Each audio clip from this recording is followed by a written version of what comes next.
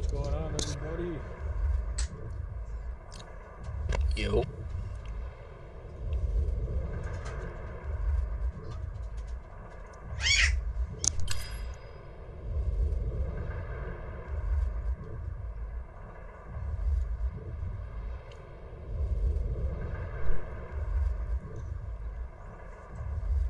Spray, are you on here?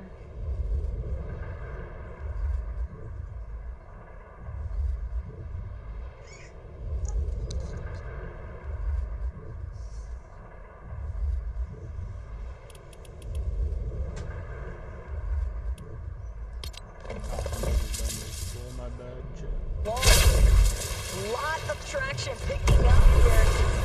Outside of Sandy Steps and Acorn Cole, they're looking to collect. Cole still barreling down onto Cal Gamer, but just above, the backup has arrived, and Cole, he's gonna have to disengage. Yeah, Taman out of nowhere here, diving across, trying to get into this fight.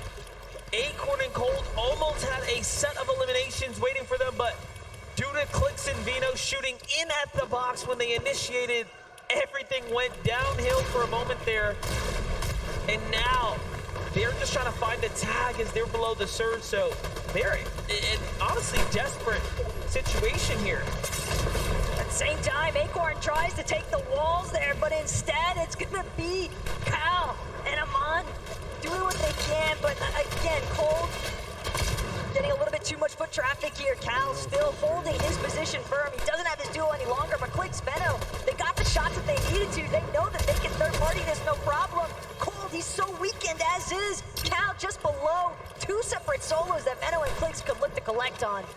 Yeah, they've definitely started to change their focus in purely onto Cold now as they send him running. Now looking to see if they can pick up the spoils of the loot from Acorn, but nothing just there we go. As they're kind of lost in this mix. A little bit I know there is an Angelux and Sato here, right? So that team hasn't made any noise now, but look at that. They do secure the gear here. Very nice pickup for them. If nothing else, it was damage and new loot. They basically just got to reap all the benefits of these exchanges that Acorn and Cole had initially established. Cole, yet again, caught off guard, was trying to keep himself tucked away, but Cal gets the job done. At the very least, he'll have those two solid eliminations onto Acorn and Cole to work with, but he knows he's likely not safe for a whole lot longer here. Because Benno and Clicks, they've got an idea. They heard those shots go off. They're waiting for Cal to surface from these builds. But at the same time, they also kind of want to get a move on because they don't want to get stuck in the storm for too much longer here. Yeah, it seems like Vino's going to get the call out here. Let's just get out, play smart. Click's going to have to stop and heal for a second. They're going to huddle up together. Cal Gamer will live to see another day. Very, very close engagement there.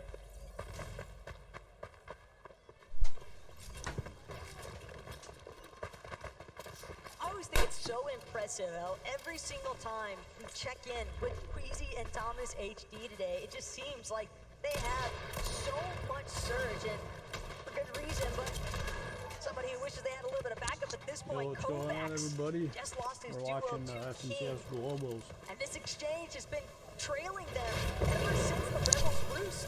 King and Phaser have refused to leave Kovacs and Honey alone, but now Kovacs as a solo, he's got to deal with the likes of Freak and Ritual to his east, and not only that, but a collection of duos slightly west of his current position.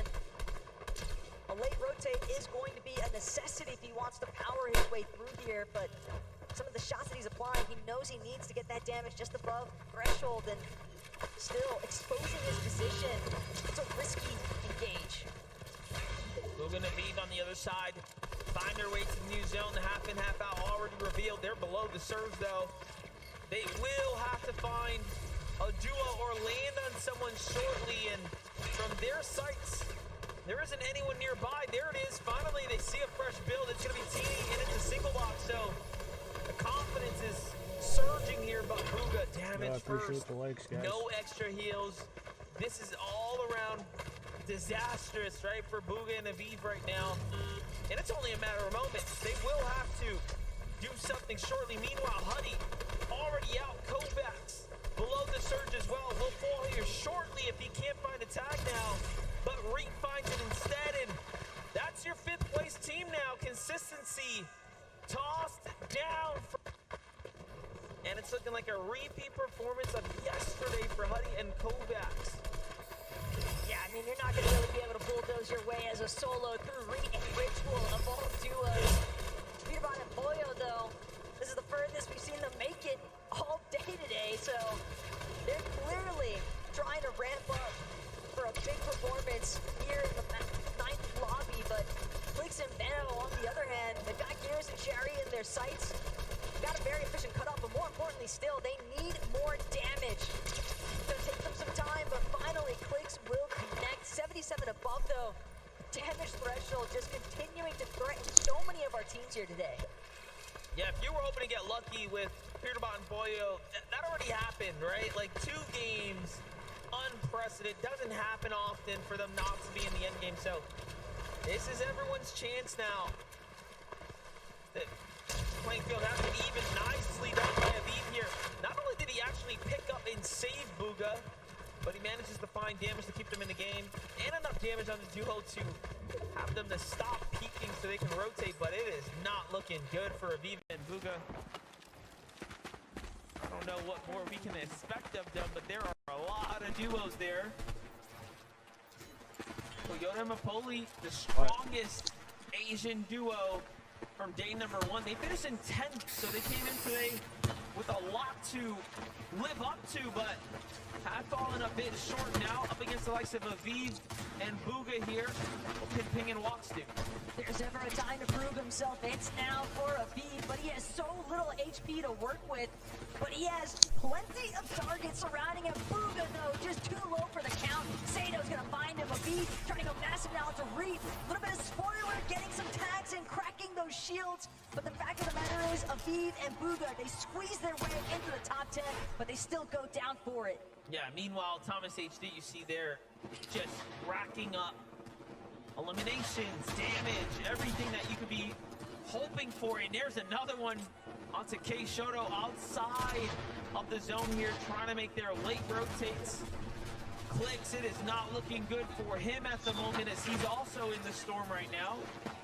Vino is down. This is just a desperate spot to be in. Flicks, if anything, was just hoping to play for maybe another elimination at the end of the day, though. He's only got a little bit of sliver of HP to work with, but it's just enough. He might be able to clutch out at least 1 or 2 more placements if he can just stay hidden, fully concealed from the rest of the lobby.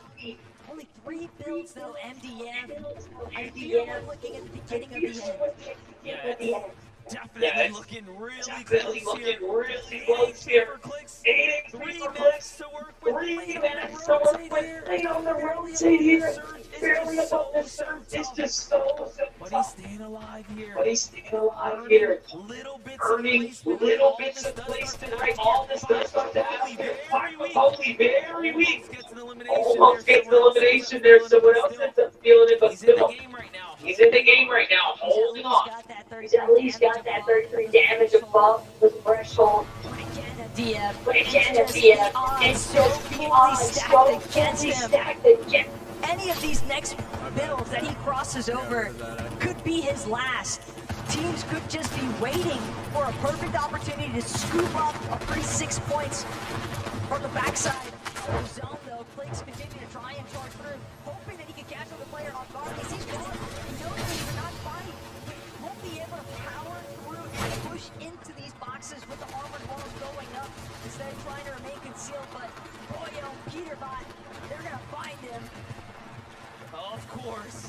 Of course, it's Pollo and Peterbot waiting to catch them in the web. Look at this though, Cammy and Seti. They talked about what they need to do in order to win this tournament here, and that is win more games. They got the last round, and then they didn't even sit down and celebrate. They know that they have to stay absolutely locked in here. But Queasy and Thomas HD are doing the same right now.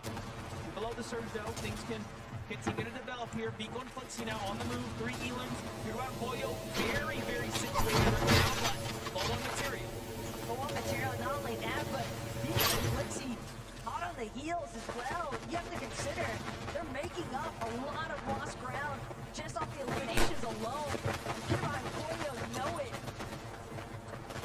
They're just gonna try to play it out and control the low ground for the time being, but with that reveal medallion scanner having just gone out, it's a fresh opportunity for them to see if they close in on somebody else. Chicho, though, with a big tag onto CZB. That's going to be the knock. And Peterbot, instead, finding Badil in the bottom layers. That's going to be a beautiful refresh for him at Pollo. This is starting to look like a 4-way race, unless Dukes and Sphinx can get a win. They're another top 10 team, of course. But Peterbot and Pollo are cooking right now. And also, they picked up material here. This low ground performance is one to take note of. On the other side, Thomas HD and Queasy are also playing the low ground here, but not so hot looking for them at the moment as they are running out of material. So very different start situations happening here. They're at least healthy, though, and with that Gatekeeper shotgun prime, it only takes one good shot for Thomas HD to find the refresh necessary. They're going to continue to sit in from behind the rest of the foot traffic. They're playing in the backside of zone. Peterbot and Pollo, meanwhile, staying ahead. Peterbot has lost Thomas. He's going to offer the medkit opportunity instead, and with 0 builds remaining, it's all going to boil down to whether or not he can even make it into the zone and stay concealed enough for nobody else to pick him off. There it is, going to break through the sidewall. This is all and Lock is very good. White HP, the armor wall comes through. Not worth, of course, pursuing at this moment. He has to focus in on staying in the front side here. No builds to work with. Enemy around the backside. Can he get one more point for him? This is huge for Queasy now. Earning points, eliminations. He has to stay ahead of Peterbot, who is on the low ground with a down teammate. Peterbot, so much more to work with. However, it's still so close for everyone else. Another med kit is going to start coming out for Queasy.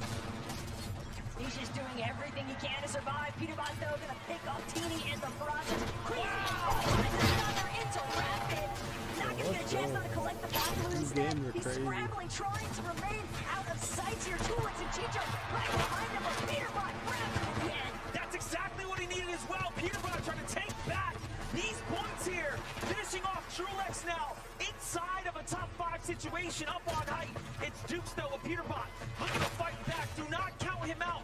It is all solos remaining here. Tito goes down. The next one is down too. Batman Buga sent back to the lobby.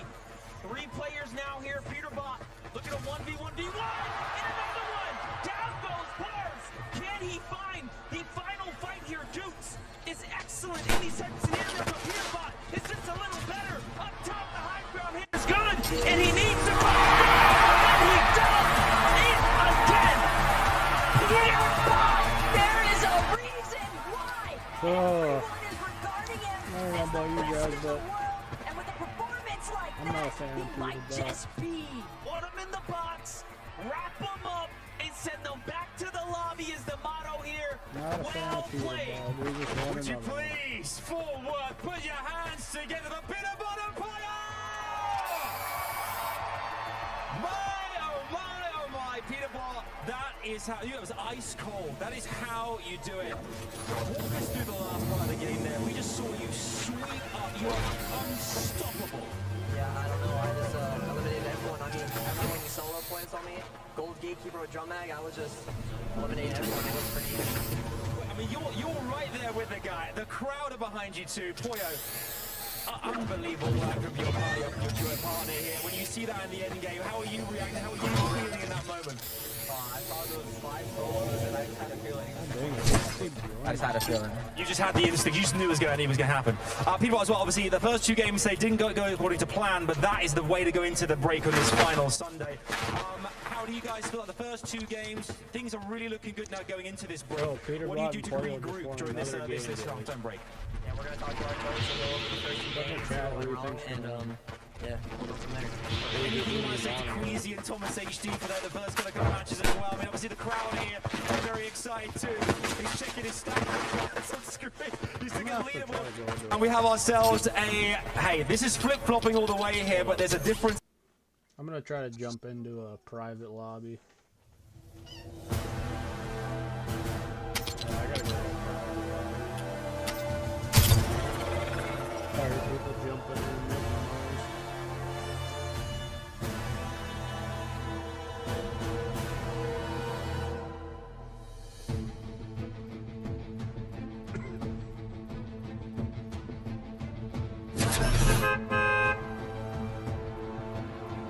Go back in on a private lobby, then we won't have to worry about a bunch of people jumping in and making noise.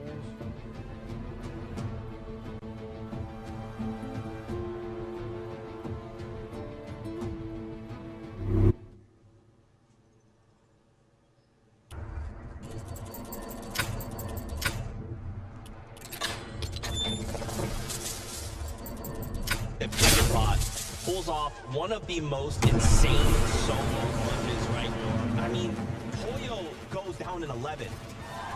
Yeah, and then Peterbot, one by one, systematically takes out the rest of the lobby. And you can see it in his load up right there. And he called it out, the gatekeeper, with that drum mag. So no longer does he just have 3 shots. Oh, is there 5 solos? Oh, perfect. That's exactly what I have in my gatekeeper. I am going to take down everyone. And it was such a good run from them on the low ground. Even though they did have a little bit of a rough start with these first 2 games of the day, they did not let that knock them down. And now they're knocking everyone else out. I mean, this is what you need to do to win a global championships. You need massive solo clutches like this. I mean, these final moments right here, every single elimination, every single refresh he was able to get was just compounding. Look at all these builds that he was able to get. Double elimination right there was absolutely crazy. And I noticed when I looked at the Duke's POV, Duke's had no materials, so Peterbot had the advantage. This elimination on low ground was crazy as well. Peterbot had so many more materials than him, so he took height perfectly.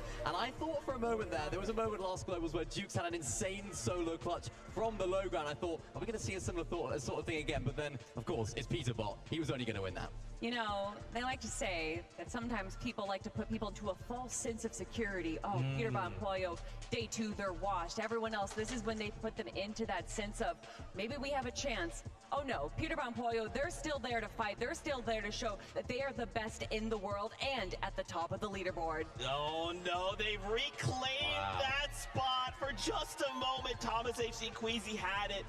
And for a moment, it was like, okay, the reign's over.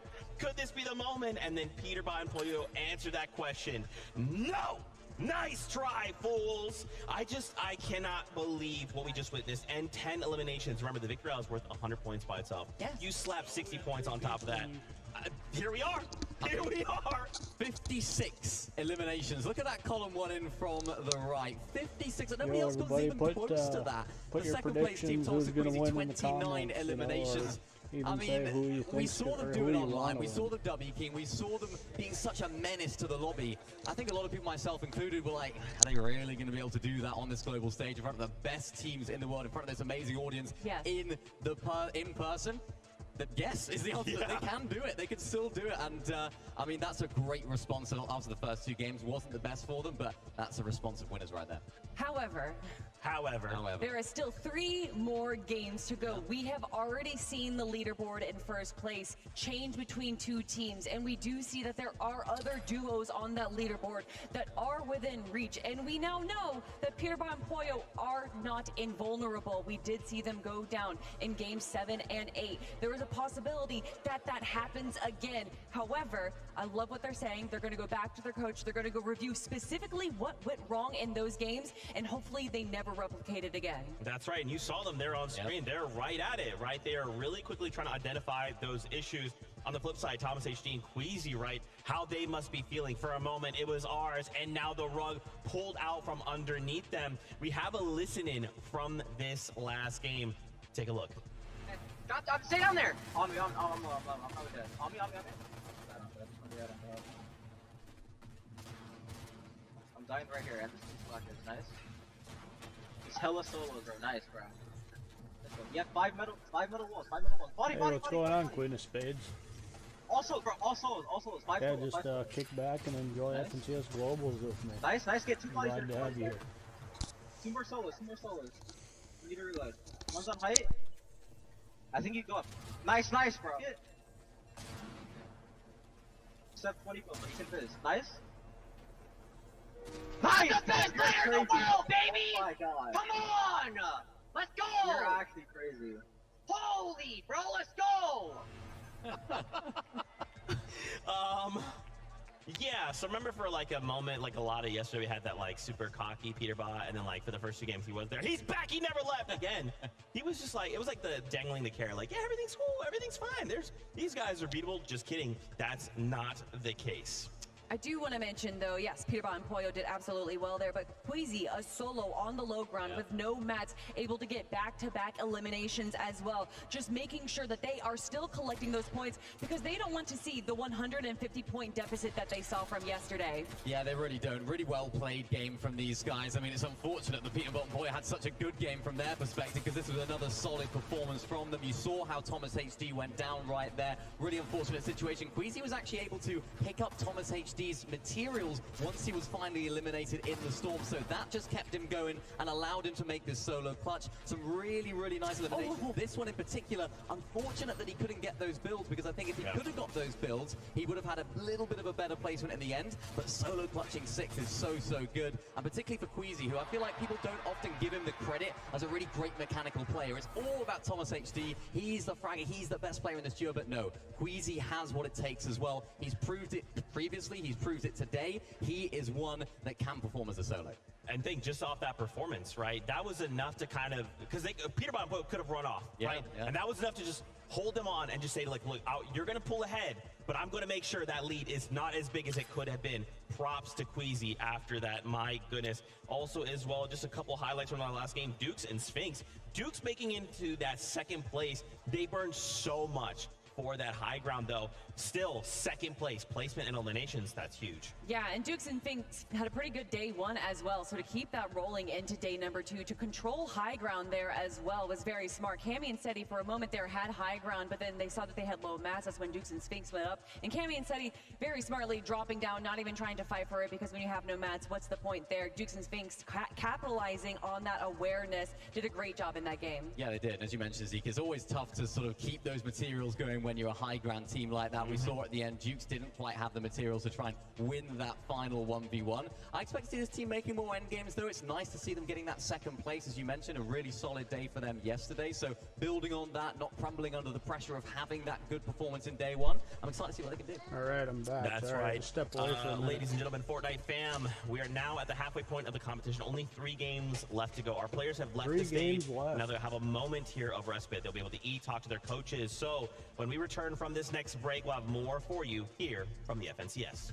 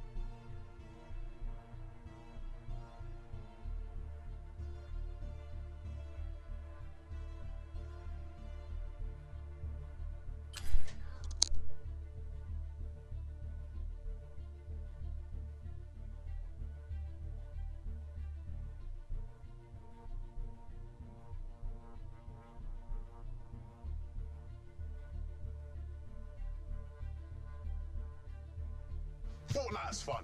We all know that. But how do we make it even funner? How about by playing it on one of the biggest screens in the world? Today we're going big. Big shout out to NASCAR for bringing us out here to the Texas Motor Speedway, just outside of Fort Worth, where we've invited some Fortnite players to play on the NASCAR Daytona Rocket Racing map. It's gonna be a great time. I think the biggest monitor I plan on is like 30 inches maybe, so it's a huge upgrade for sure. Just to show y'all how big that monitor actually is, here, zoom in, see if you can see Venom. I think you need probably 1 million Venos to make that whole entire monitor. Yeah, he's waving right there. It would be sick to do a tournament here. 100%. A tournament on the screen, bro? That'd be fun. I'd love to do that. Come on in. Big lev on. Have you ever played on a screen this big? No. Not this big. Who wants to go first? I'll go first. Damn. Oh, okay. He's taking a step. He's confident. Take away. Take it away. We're gonna jump in. We're gonna see who can get the fastest times today. We're gonna do some time trials, right? And it's live. Let's go. You guys already started. You're 6 laps. That's pretty cool. They're playing Fortnite Rocket Racing on a race track. The middle mouse button to activate a boost. Go on. See you sit in this room 20 seconds. Get a daughter on this river. So Rob, are you next to me? 11. Is it 11? Evan's gonna get the worst score, bro. Really? Don't get nervous, Clicks. And it's live. Let's go. 320 to beat. No pressure at all. But if you don't beat the score, it will be pretty embarrassing for you. Can you see what the kilometers is? Like with the numbers? Yeah, I see. Oh my God. We bugged on that.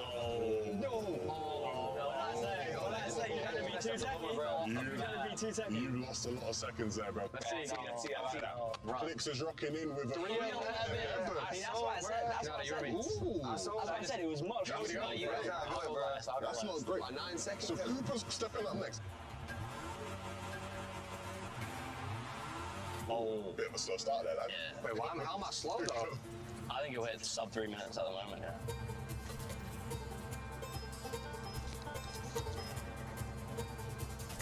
You got low-key good. You got like strong finish. 253. Oh no. That's a good time. That's a good time. That's a good time. Canada, start your engine, lads. Let's go. Strong start. Better than Cooper. Hey, Canada. Yeah, wrap this up. No, there's a bug on me. No, I'm getting green. It's on me. It's on me. No, this bug's on me. I'm getting green, bro. Oh, what's it gonna be? Damn, no. What's it gonna be? Ooh, 3 minutes on the 7 clock. 8 seconds short, out. Hey, at least I beat. You think he beats the time if I beat these two? Who are the worstest? Who's the worst?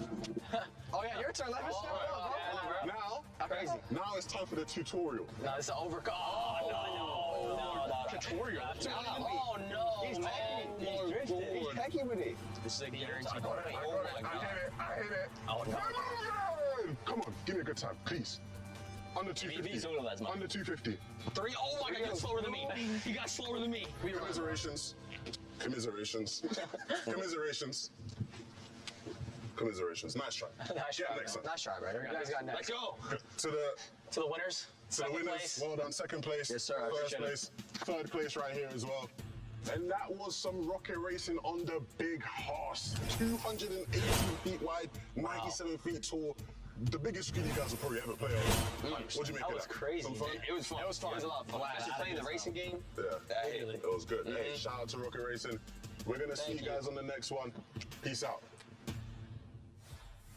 Up here at the Creator Lounge, the influencers are plentiful, and let me tell you something, so were the vibes after that game. I mean, Peter Butt and Pollo putting themselves back into the conversation, but now we're at the halfway point, and I just had to revisit a conversation from yesterday with two of our good friends, Blake and Somerset. Hey guys, how we feeling after the 3 games from today? I'm feeling good, man. Like, we got a tournament on our hands. Peterbot got a bad first 2 games. Thomas HT Queasy popped off. We thought like maybe Peterbot was gonna choke a little bit, but then he comes out with a crazy solo clutch. It was all solos at the end, a crazy game. All I'm gonna say is Blake has been in support from Peterbot since the beginning. I may or may not have, but now I'm definitely turning my cheek onto them because they have been going absolutely crazy the last 2 days. Awesome stuff. There's been a lot of surprises in the competition so far today, and Blake, heck it, why don't we throw a surprise your way as well? Why don't you go ahead and turn your head that way real quick? Everybody, it is Blake's birthday! On 3, I need one giant happy birthday for Blake himself. 1, 2, 3, happy birthday! Go ahead, Blake, go ahead and make a wish right there. There it is. How you feeling? I just wish to qualify for Global Championship next year. That's how you know he's a competitor. Somerset, you are always by Blake's side. Any words of affirmation for him? Happy birthday. You're getting old. Everyone's making these accusations that you're washed now, so next year for Global, he's got to prove them wrong. Let's go. There we go. Listen, we have some cake to celebrate with up here. There's going to be a celebration at the end of the day, and Queasy and Thomas are hoping to be a part of that. Yeah, they really are. Can you make sure that you save us all 3 here some birthday cake? I would be devastated if you didn't, all right? I'm joined by Queasy and Thomas HD here. We have got ourselves a serious championship Sunday. Queasy, the first 3 games, I mean, we had ourselves a lot of points scored early on, and Peter Boy going down gave you guys a real advantage to get up that leaderboard, and you were the top spot for a while. Walk us through those first kind of couple of games and how that went really well for you guys, ensuring that you are definitely in contention for that trophy. I mean, we're just trying to be consistent, but it's hard to compete with Thanos himself, you know, so we'll see. Thanos himself. I mean, Thomas as well. I mean, you obviously in that 3rd game watching Queasy there, who managed to clutch up and just carry on going. You need those kind of plays in finals like this, don't you? Yeah, I was like really hyped that he clutched up 2 elims and he clutched from top 12 to top 6, I think, or something. Yeah. Yo, throw your predictions who's going to win in the comments. Well, I mean, there's only like, what, 40 or 50 points between you guys and top spot right now, which is absolutely doable with the 1.5 multiplier. The last 3 games, does anything change for you guys? Is there any kind of strat coming into this you think this is how we go for it, or is the consistency and the complacency of where you are right now going to get you through and up to that main stage to lift that trophy? I mean, I don't think we can change much. Don't really have time to make adjustments, but we just keep doing what we're doing, and we hope it's enough. I want to hear about one for a second here, you guys as a partnership. What is it like playing alongside Thomas HD? I guess a lot of people at home right now are wishing they could be next to you guys, competing with you. What's this guy like playing next to? It's amazing, and it's pretty easy to play, you know? That's about it. Same question for you. I mean, this guy, he's done it all as well. Queasy is the man. Same thing. What is it like this season playing next to Queasy? I mean, it's great playing with Queasy. Like, I don't think there's anyone else that I want to play like a LAN like this with than Queasy. I think he's like the best IGL by far. Okay, we're going to see exactly what happens. Will they manage to go all the way and lift that trophy on behalf of the EU? I hope so. Let's head our way back over to the rest of the gang and see what they have to say. On behalf of NA, I also hope so. That's just my opinion. Welcome back here from the FNCS. We just are sitting here at the halfway point. Man, that last game was so crazy once again. Obviously, we would love to see Thomas HD and Queasy win, but also that story, Peter Bob and Pollo, the back and forth, it's a really great story. It really is a great storyline, and I hope that we get to see both of these players make it to the end game for the next 3 games as well. However, like I said before, there is still an opportunity for other teams below them to climb up the leaderboard, and to not forget that this isn't just a fight for first place. Everyone is still trying to climb up this leaderboard, make sure that they get into those placements where the 6-digit figures are. Yeah, I mean, you heard it there from them directly in the interview. We don't really have time to change things right now. They've had a very, very good day overall. Of course, they came out on top in game number 1. 2 very solid games here as well, going into the halfway point. It's just the fact that Peter Bottom Point had such an incredible game number 3 that they really are just taking everyone by storm right now. Still within reach, though, as you mentioned earlier, Ronzi. Yeah, and just look at this leaderboard here, right? Like, first place, right, 608, 569. So we got first and second kind of fighting it out. Third and fourth, right in that 400, almost 500 range, they're fighting out.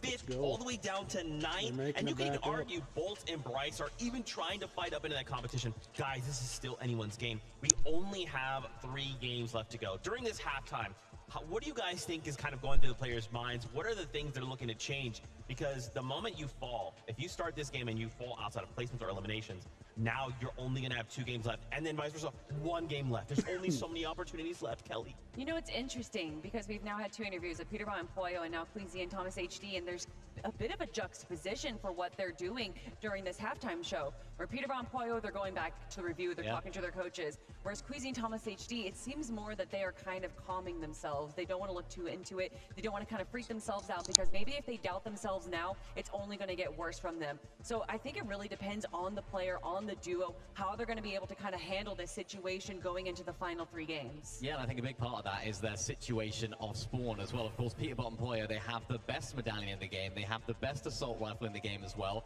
Their plan right now, their main concern is getting landed on.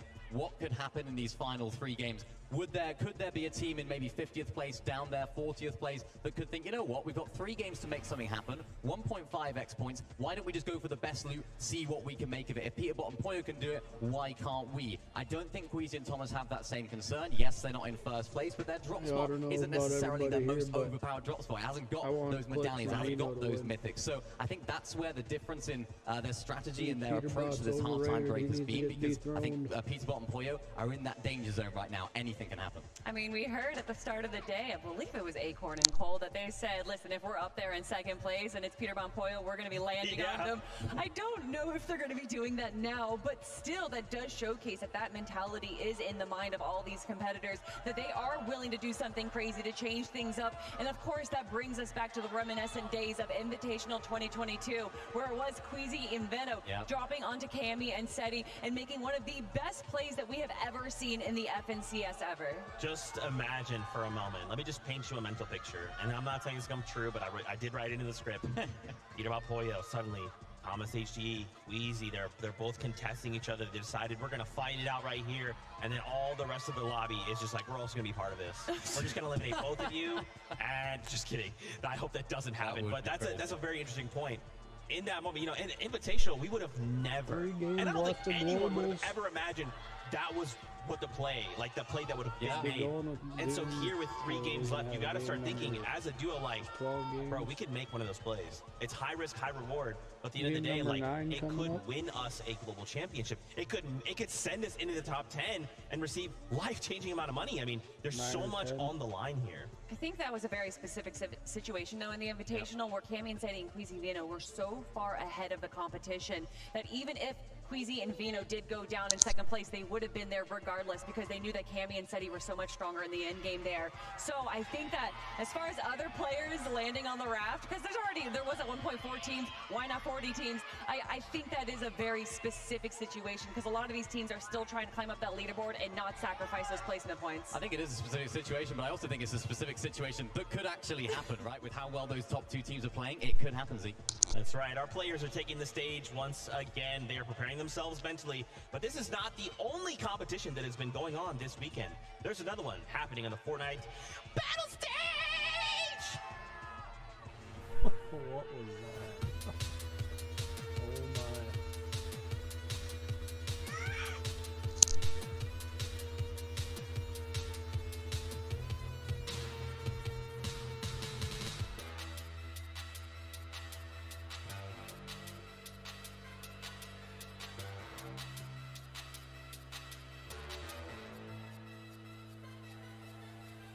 So we're here, Fortnite Festival Battle Stage Dallas. So here's how it's gonna work. We're gonna have each individual on a band. They're all gonna compete amongst themselves. The top player at the end of a battle stage competition will advance to the next round. And the next round is gonna be the finals for Battle Stage Dallas. At the end of Battle Stage Dallas, we will crown the best Fortnite Festival Battle Stage champion. So this is arguably like the largest prize pool in like guitar game history, and the fact that Fortnite Festival Battle Stage Champions is happening at all is like, it's incredible. This is the most calm, the most zen I've ever felt going into a tournament. Won 3 national championships in the old days. Looking forward to maybe adding another. All right, guys, welcome to round 1 of Fortnite Battle Stage Dallas. May the best rocker win.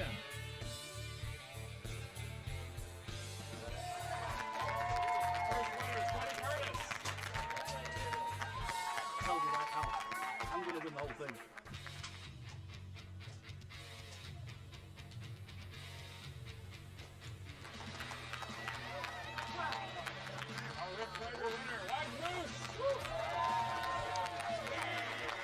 somehow I pulled it out at the end by just a couple thousand points. I'm barely shaking now still. I'm still shaking. I'm sweaty. That was very nerve-wracking, but I'm glad that we were able to get it done.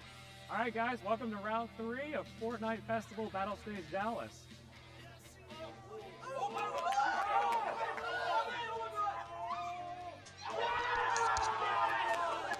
Is everybody enjoying FNCS Globals this year? Nerves being up here is just insane. Like, you are not prepared until you get up here. Battle stage is Drop completely like, different let from me the know main in the stage. comments. Like, it's Who you truly gonna win? Who do you want to competition at its finest.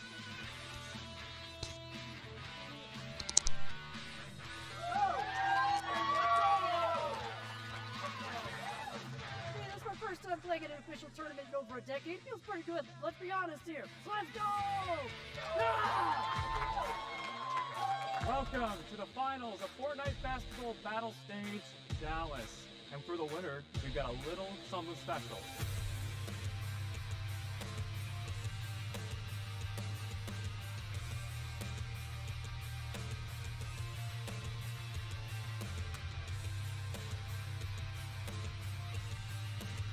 Where's my D-pad? I dropped activating!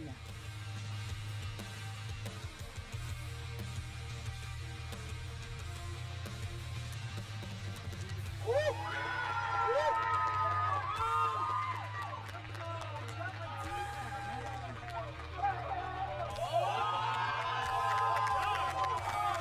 Congratulations, Moose, for winning, and congratulations to the Rift Raiders! I did it for him. Sweet. He couldn't be here with us today, but I was here. He was here with us in spirit, and I did it for him. But that's right beside me. I don't know how to feel yet. I don't know. It doesn't even feel real at this point. But it is real because I'm holding the golden guitar. So that's very cool. I could be more happy with how I played. I hope we see more competitive events like this in the future, because man, so many people getting into great music, so many people getting into competition. That's what it's about. Love it. Well, next time, I'm definitely bringing it home. Moose better watch over his back. Shout outs there, Fortnite Festival Battle Stage Champion. Come on, That's what let's I'm gonna be go. going We're doing getting after the next this. I game. know this has been super fun. I'm just gonna go. I'm terrified at that. Let's just. Yeah, anyway. Here we are though, back once again. We are almost ready to jump back into the action as we kind of talked about. Only 3 games everybody left ready to and go, excited for the and next then we are game? looking to crown global See Peter Bot and champions. Polo Kelly. get their butts It's kicked. finally happening. I mean, since 2023, where we saw Cooper and Miro raise their trophy, I've been waiting for this moment, and to see these two teams so close in reach of that title of the FNCS Global Champion, I cannot wait to get into this next game. I'm so happy it's close. I'm Chat, so let me happy know it's so close. As a who's gonna neutral, win, if you're who do you watching and you wanna don't have a win. team that you're following, I think Drop it's the so like so there in good the that things are so comments. neck and neck going into these last 3 games. And of course, with that 1.5x points subscribe button multiplier, for me too, that anything would be can change awesome. so quickly. Really So even appreciate it. the likes of Vico and Flixie, if Peterbot and Poyo, Thomas and Queasy don't have a very good end to the day, Vico and Flixie could be your FNCS Global Champions for this year. So it's still all to play for, and it's going to be electric, Z. This is really where, this is the business end of the competition, we call it. I know, we just cannot discredit this Victory Royale. 100 points. Yeah. I mean, right? A single duo could find themselves a Victory Royale, and then everything changes. This leaderboard shakes up. We could see Peterbot and Poyo have a slip-up like they've had, right? The same thing for Thomas AG. Any of these teams could. Now, we don't want that, No. but it could happen with 3 games remaining. Yeah, and I love the way that these end games have been going. Yo, we've had wins from the high ground, we've had wins from the low ground, we've had solo competitions, we've had 2v2v2s. It has just been an all-encompassing mind seeing experience them of win what either. Fortnite They've been has to killing it. offer. Yeah, we've had a little bit of Taking everything, down haven't we? Peterbot. Solo clutches Gotta went love crazy. that. Of course, there's that one game today where we had like 5 or 6 solos just in the game alone. So yeah, we've kind of had a Gotta little love taste of that. everything. Now this is where Next things game's get gonna be really gearing up. serious. I expect to see a little bit of change of strategy from some of our teams that They're maybe aren't doing getting so great. Some of the teams at the top, I think I'm expecting more nerves from, because this is really where it's make or break. I think this is also where we're going to see a lot of issues with Storm Surge. A lot of players playing as safe as they can possibly be because they don't want to get eliminated. Regardless of going for those eliminations, they want those placement points. So I think that it's going to be a bit of a struggle for a lot of the teams that don't have kind of those off-spawn fights or other duos near them. They're going to have to make some big rotations to get those tags, or at least have some strategy in their back pocket. Yeah, I mean, I'm just curious to start diving into what has changed, right? These players have had this time to kind of just wash away. Those first 9 games don't matter. We just have to show up for the next 3. These next 3 games will define our legacy, the legacy we leave here at the FNCS Global Championship. It is time. This is game number 10. Let's load right back on that battle bus with MDF and the best 10. taco. Thank you guys so much. And yes, MDF, we have officially crossed the halfway point. Match number 10 is in sight. And what's even more crazy to even consider currently was that performance out of Peterbot to close things off, because so many of these teams, they just had to sit and ice out for 20 minutes watching that. But we're ready to see what Match 10 has in store for us. Day 2, match 10. We're getting down to the end. 3 games to go. And like I'd already mentioned, MDF, everyone witnessing Peterbot's pop-off to conclude match number 9. Yo, everybody then get you in go here and watch with your this. duo. You sit and you wait, think, talk. But what do you do realistically when you are dealing with the Thanos of the lobby?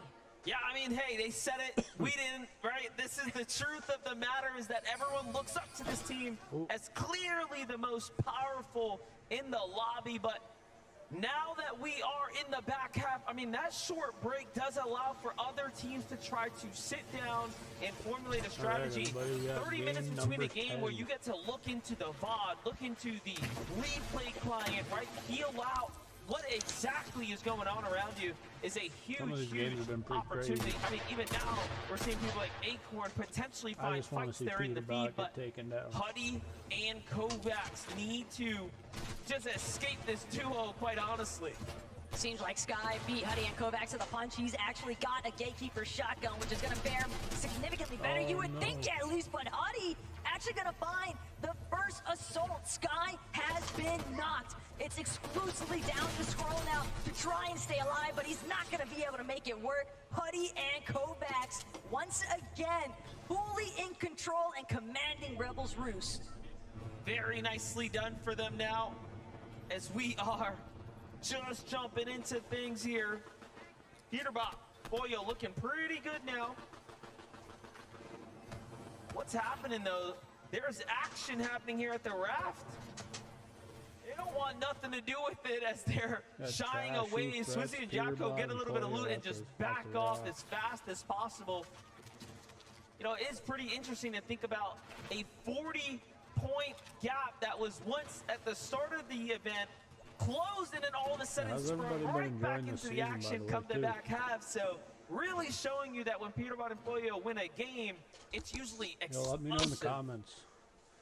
And Anybody the other joining? thing that's important to note, though, is over at the raft, sure, we're seeing quick departures from Swizzy and Yapko, but their intent for 2 days in a row now has been exclusively get what they can and then immediately start to head towards the weapons bunker. That's been their big play, is trying to establish their surge damage around the Underworld, around Grim Gate, but for Clicks and Veto, it's another beast entirely. They're dealing with Damo and Resigns. Resigns, though, not going to be able to work his way out of this one, but Clicks could pay the price instead. Cuts off into the corner.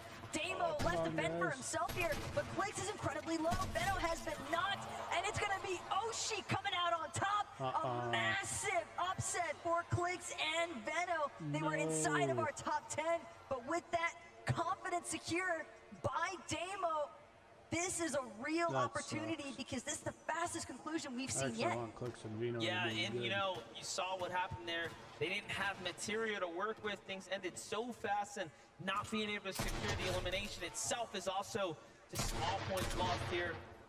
Jumping in with Chicho and Trulix, finding body tags. The Monarch pistol obviously hitting in the range of that 60+, but Kanata and Cooper, this is the earliest we've seen them go head-to-head up against Alex and Worthy, forcing them out of the draw. We're on game 10 and 12. That was just one of the two, though. Malibu and Mustache not happy with Kanata and Cooper taking their pickings here. This is almost a throwback to the Invitational, and Kanata had beef at the racetrack up against Malibuca and Mustache.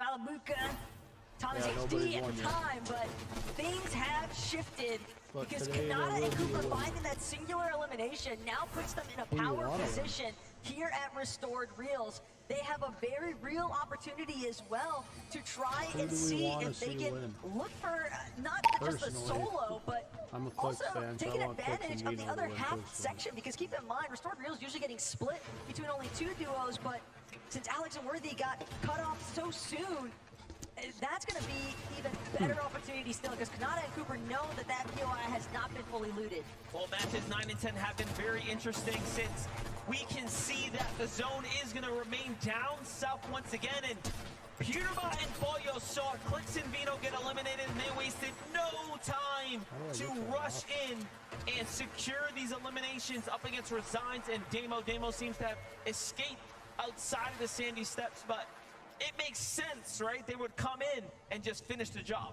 But Peterbot and Pollo also knew that if Clicks and Veno aren't there, they have zero fear of Oshi, and they've been very open about that.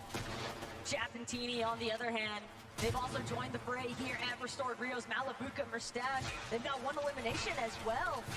Tini and Jap find themselves boxed in the center. They're trying to see if they can escape, but they're both going to pressure onto Malabuka's walls. Malabuka hasn't had his shield fully cracked just yet, but he's definitely low enough. Same could be said, though, for Chapantini. Armored wall going to cut off that aggressive path from Merstash, and they'll have a moment to regenerate their shields. Chapantini have fallen down to 12th here, but still are very much in the running here. Let's not forget 1.5x points to be earned, so every game having that much more significance on the standing. Look at Teeny slide up behind Malabuka and find an elimination right there. Very nicely done. And in quick fashion there, picks up the loot. He desperately needed that. He's only got 200 material even now. Tap on the other side though, getting tagged off in the distance. Teeny looking to finish off Giras and Shari, who seems to have rotated north from the south after seeing Clicks and Vino go down. They're like, oh, okay, there's no one at third party. Let's go the opposite way. Everyone's adjusting. And I think that adjustment was so unexpected for Malabuka and Merstash. Malabuka was trying to stay hidden because he recognized the fact that there was Giras and Shari on the other side. But again, Teeny, Jap, wasting absolutely no time. Just caught in the center of the action. I just want to say how interesting that Peterbot and Pollo see Clicks and Vino fall and they push in. Giras and Shari see it and like, let's get out. Very different philosophy, And very different strategies at play there, Vino but died right away this nonetheless, we progress here onto Bryson can't Bolts afford now, any more of who those. have a little bit of this high ground It's getting spot too here. close. Bryson Bolts continue to kind of remain inside this top 10 conversation. However, still shy of a victory royale to really propel them up to the top. For sure, but for Baka and Pars, this is a site that they haven't had a chance to really take too much advantage of in a while. Their drop by the ship it station usually leaves them in contention to be able to look at a forecast tower or two, but because of the action that's been taking place between Vico, Flixie, Peterbot, Pollo, all these other duos trying to establish their dominance over these forecast towers, it's been difficult for Pars and Baka to work their way into that conversation. But again, this is also partially Domino's effect because Peterbot and Pollo rotated so early on to push Damo and Resigns off of the Clicks Veno eliminations that now it's left an opening for Baka and Pars to set up home base around the forecast tower that would typically be contested by Peterbot and Pollo. Rise and Agers looking to see it. They can get a couple tags on a team rotating nearby. Well, inside the top 10 here, we can start shifting our conversations a bit towards the prizing as well. Let's not forget how significant it will be as you start breaking into top 10. The differences in what you earn up towards top 5. That's what players are going to start having to worry about as well, given the performances. Even if first place is not in the question, you want to be up as high as possible.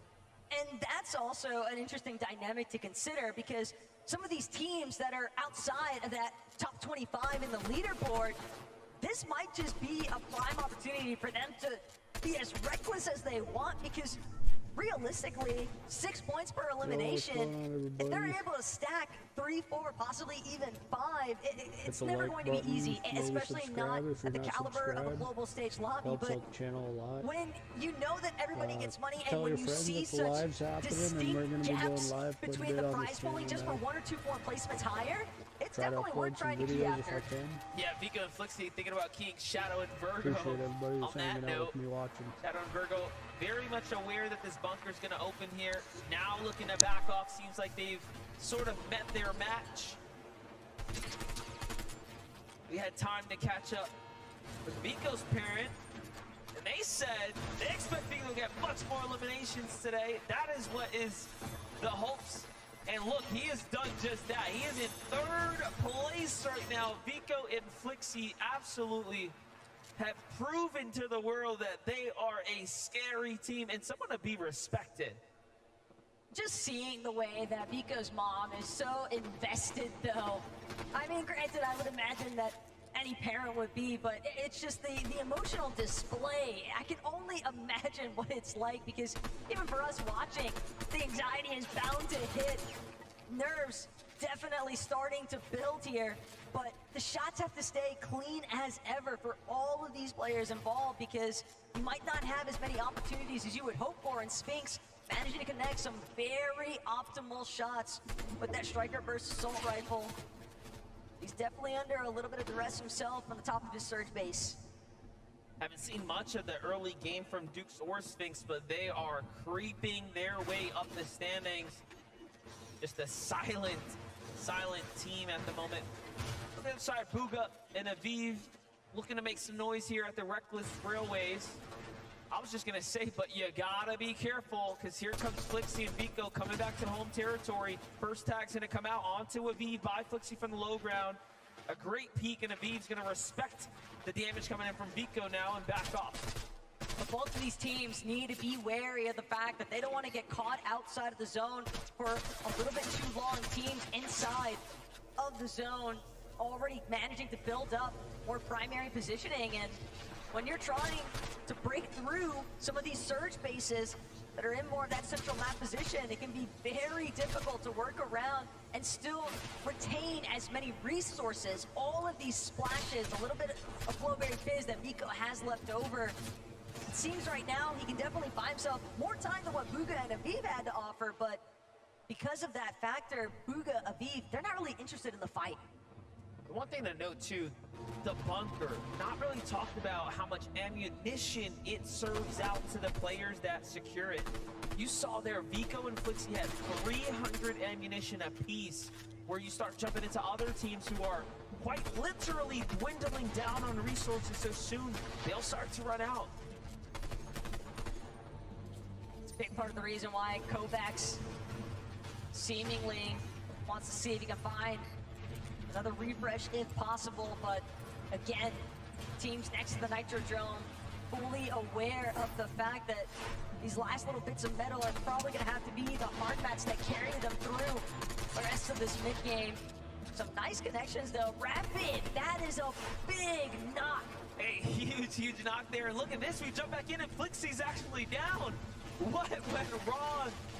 And now it's up to Vico to try to play this one out. We saw Flixie lurking, trying to get a weird angle onto Aviv and Booga, and they might have actually caught him off guard.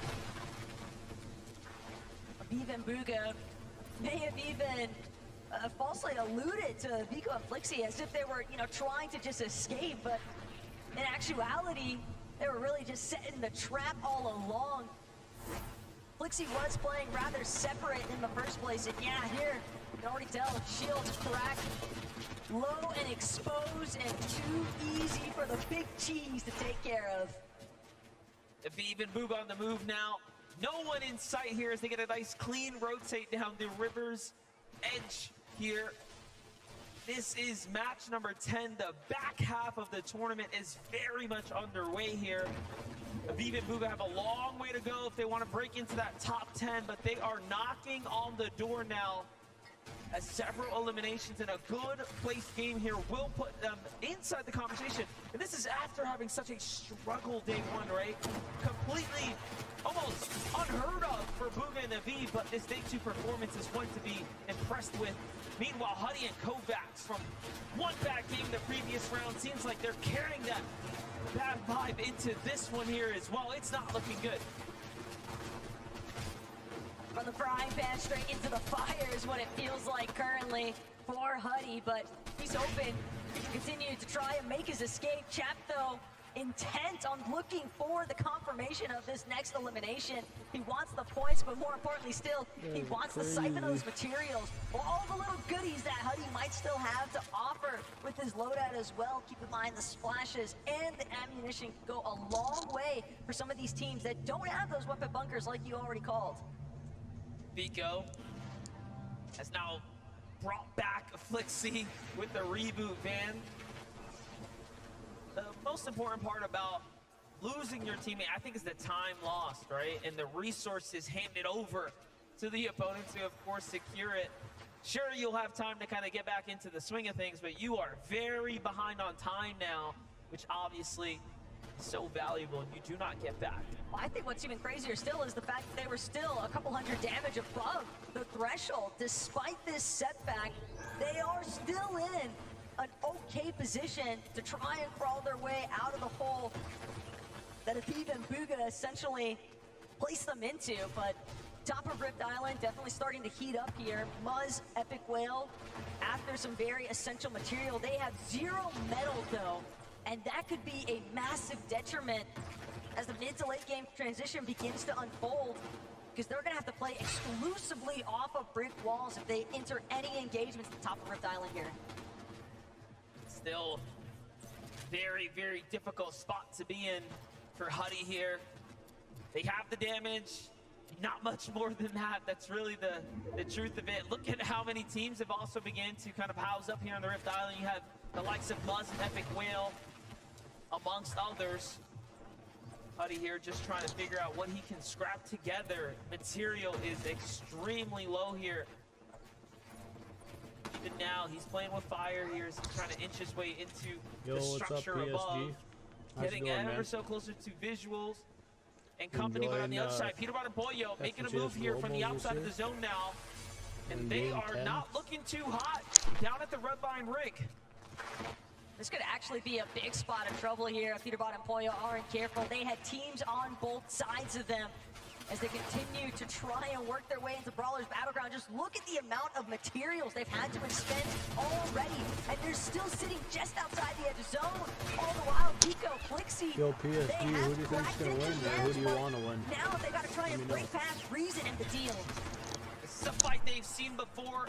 No strangers to one another on the European region. However, there's still Michael and Job also firing in on this fight, so it's not just a clean 2v2. Vico and Flixie, though, have a lot to worry about. They need damage, but more importantly, they need this refresh. Job steps in and just gets crushed for a moment there, but Flixie damaged as well. Vico doubles down on the armored walls and actually finds the elimination. Meanwhile, Pollo and Peterbot are fighting their way in as well. And this time it's up against Cold and Acorn.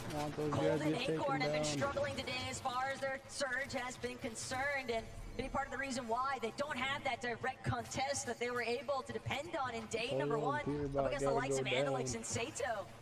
So taking this exchange with Peterbot and Pollo, it's only going to hinder both teams at this stage, because Baka and Pars, they're starting to put their heads into the mix, and Resigns. A lone soldier, he's not going to be able to make it out. Huge pickup for Epic Whale, though. He's actually going to be the one to get the last tag from the Rift Island down onto Resigns there. Meanwhile, you would have thought it was Damo who was close nearby, but no, it's Agers in the storm, looking like a solo as well. What is happening here? This is going to give a sense of security to Pollo and Peterbot when the skin comes out and they see Agers potentially there in the distance. Yeah, they're also going to recognize the fact that he's a... They're going to think he's a solo, but he's not.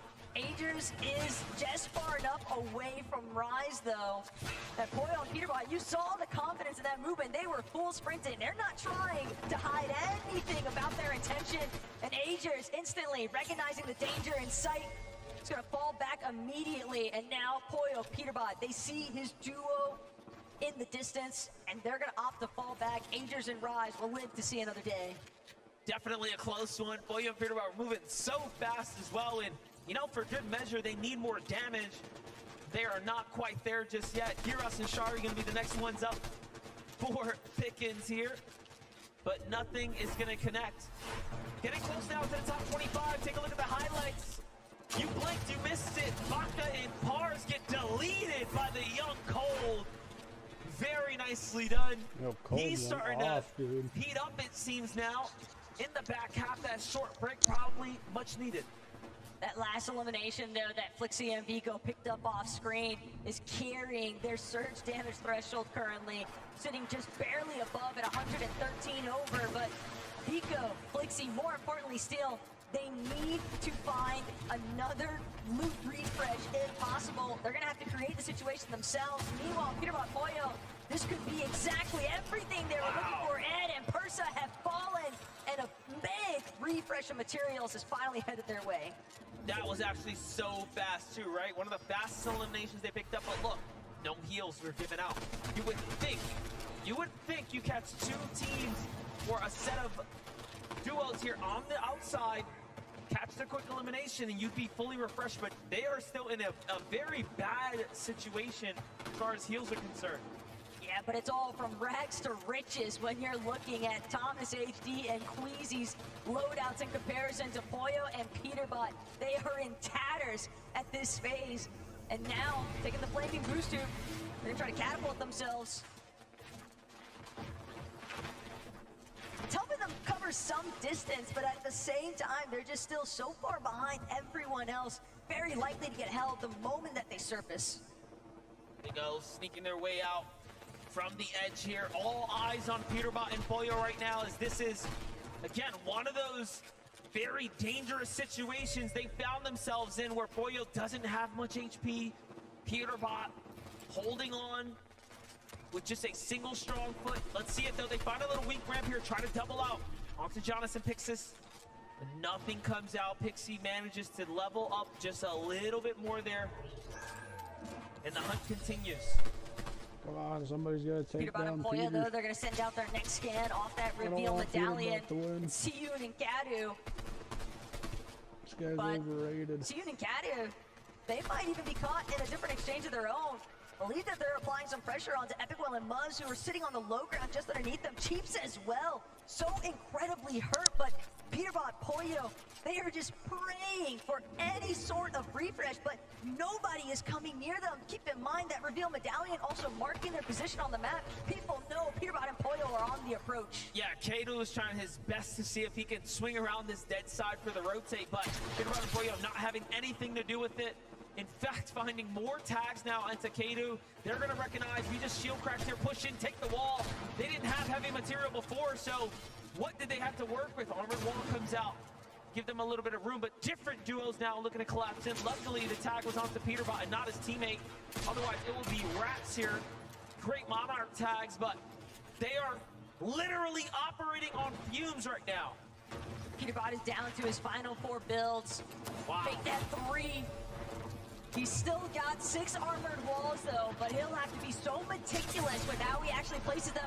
But Needed just that. in time, Chris has been found. It's not much.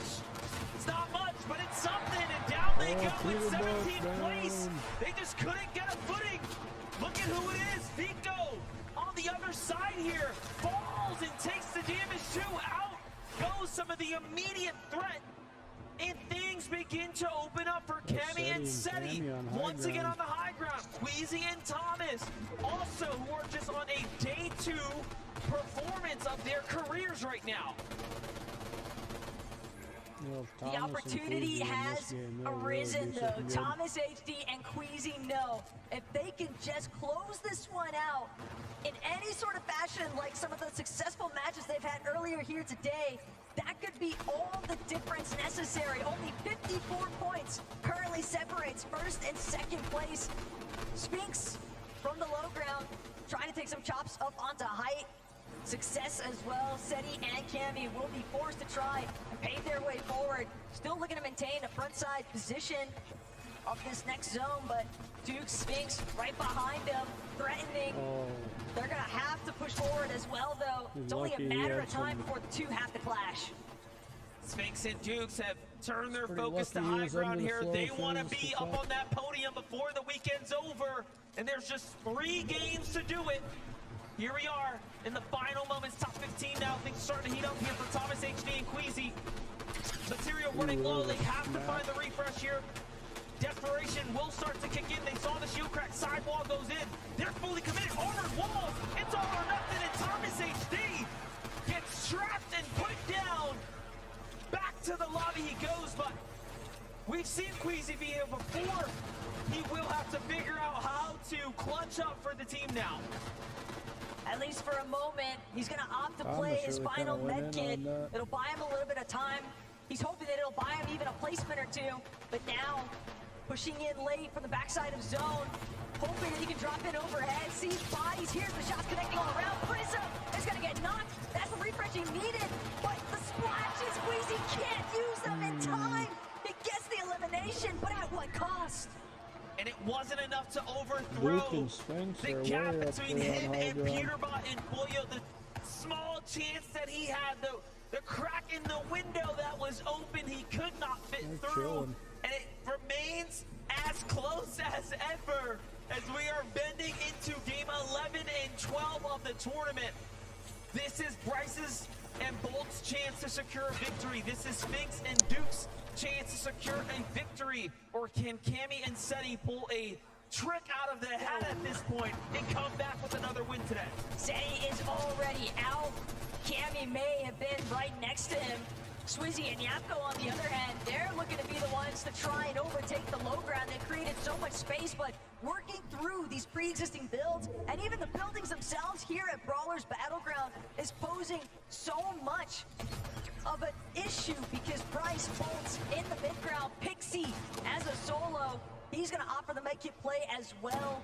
Teams falling left and right, and the solos left behind, just hoping that the duos clash into each other. Japko and Swizzy, very solid team, doing what they need to. Beautiful tag out to Gyros, puts him down quickly. Teammate falls behind it, and then Japko delivered Pixie right afterwards, and they jump their way up to 8 eliminations in the top 3 now. Bolts is weak, but Bryce is healthy. Sphinx and Duke's waiting their timeout from the high ground, listening to what's happening down low. The medallions in full effect, so they have all the information needed, and they're cutting them off. What an angle from Bryce here to find 1, now 2 on the low ground. Down comes Sphinx and Duke's. The call has been made. They're looking to close this game out, and they're a very weakened duo down here. Duke's feeling good about this one, though. He knows that these players have got to be low. Final 3 builds remain. Sphinx right up above to back him up, but it's only going to take one last shot. Duke's waiting to see which hole Bolts tries to scramble out from under. Armored walls to surround himself for the time being. That's so smart. He's got something to heal with. He actually is trying to survive it, but Sphinx was also ready on the high ground, and he has an extra med kit. It's going to be so close here. Sphinx has run out of heals, and Bolts has won in 3, 2, 1. It is over, and Bolts wins the game via armored walls and med kits. I knew they would win one this weekend. They were hunting for it for so long. It was only a matter of time before they were finally able to seek this one out. A big victory royale to surge their way up the leaderboards. Heartbreaking moment for Sphinx and Dukes, but they did their best. Would you please put your hands together for Bryce and Bars? It is good to talk to you guys. Walk us through the end game there. We saw the heals came into play, but what a way. The crowd absolutely loving that too. We finally got a south pole for the first time. It went to the sand. We also got surge guns this game, so we decided to just stay our spot, get surge. After that, we made it to end game pretty easily. Once we were there, it was just refreshes, you know, it was just clockwork. I don't know, Bryce is one of the best IGLs in the game. I'm one of the best fraggers, and put that together, we're one of the best players ever.